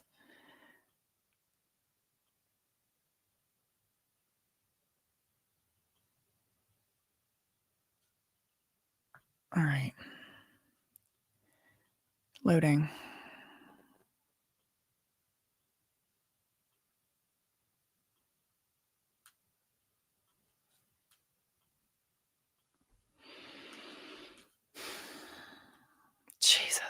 saying anything. Okay, what are y'all saying? It's aggravating. I'm aggravated. Feeling impatient.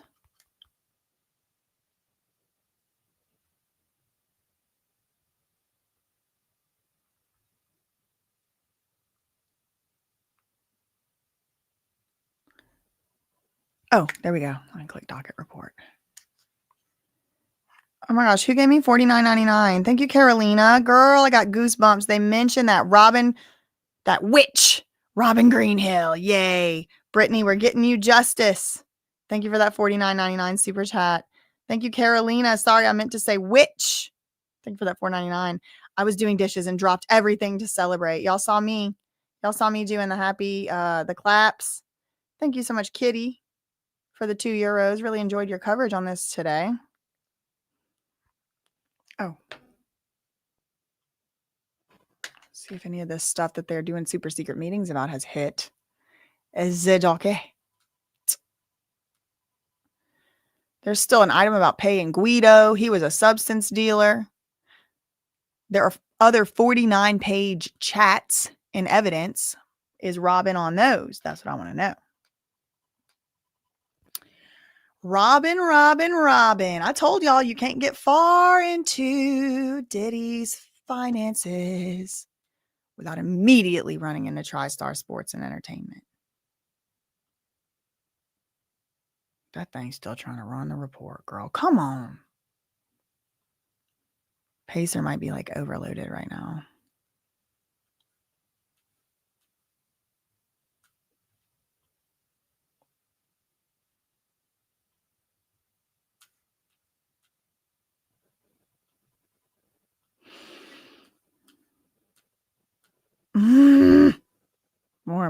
More.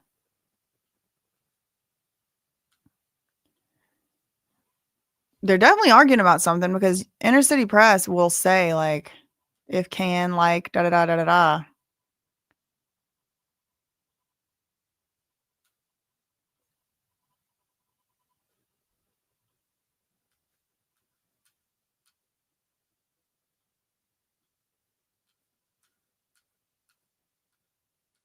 Okay, come on, give me an update.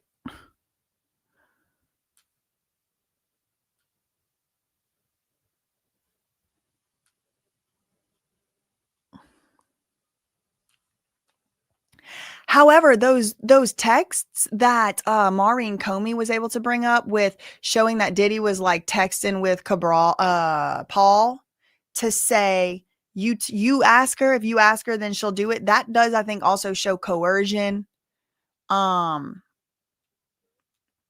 which the government has to show. Y'all, come on. This is like, I feel like I'm stuck in a Twilight Zone. Can we move? Oh, now Twitter don't work. Let me go on freaking Twitter on my phone then. Something is going wrong. I don't know. Did somebody outside my house with the Wi-Fi jammer? That's what it's starting to feel like.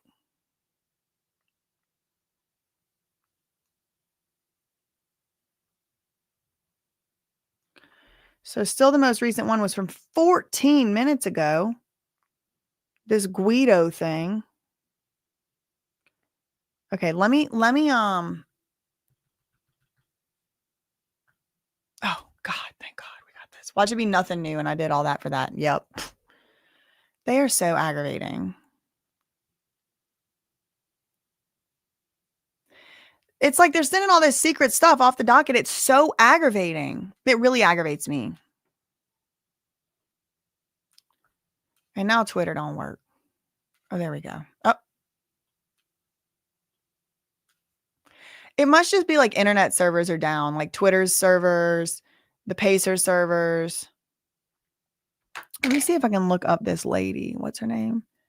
Shankar? Is it Shankar? No. Summary witness.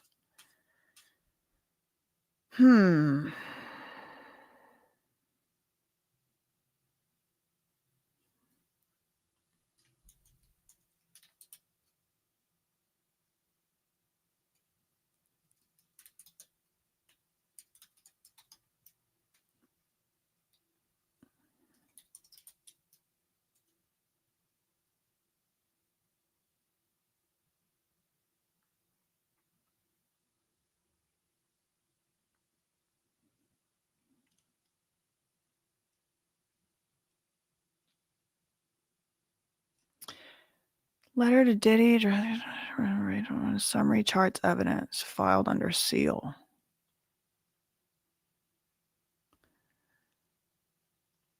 Oh man, this is excruciating. Hold on, let me update Inner City Press. On my phone, it's working. Hold on, I just need to do a tweet. Breaking news. Robin Greenhill. Oh, that ain't how you spell Robin. Of TriStar Sports and Entertainment mentioned again. Group chat with Diddy KK, the chief of staff.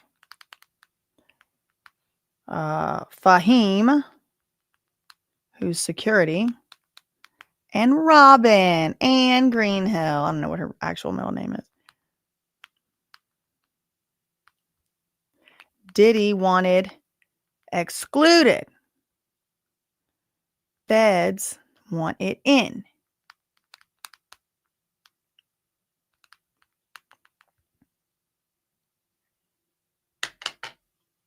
Maybe that's that letter.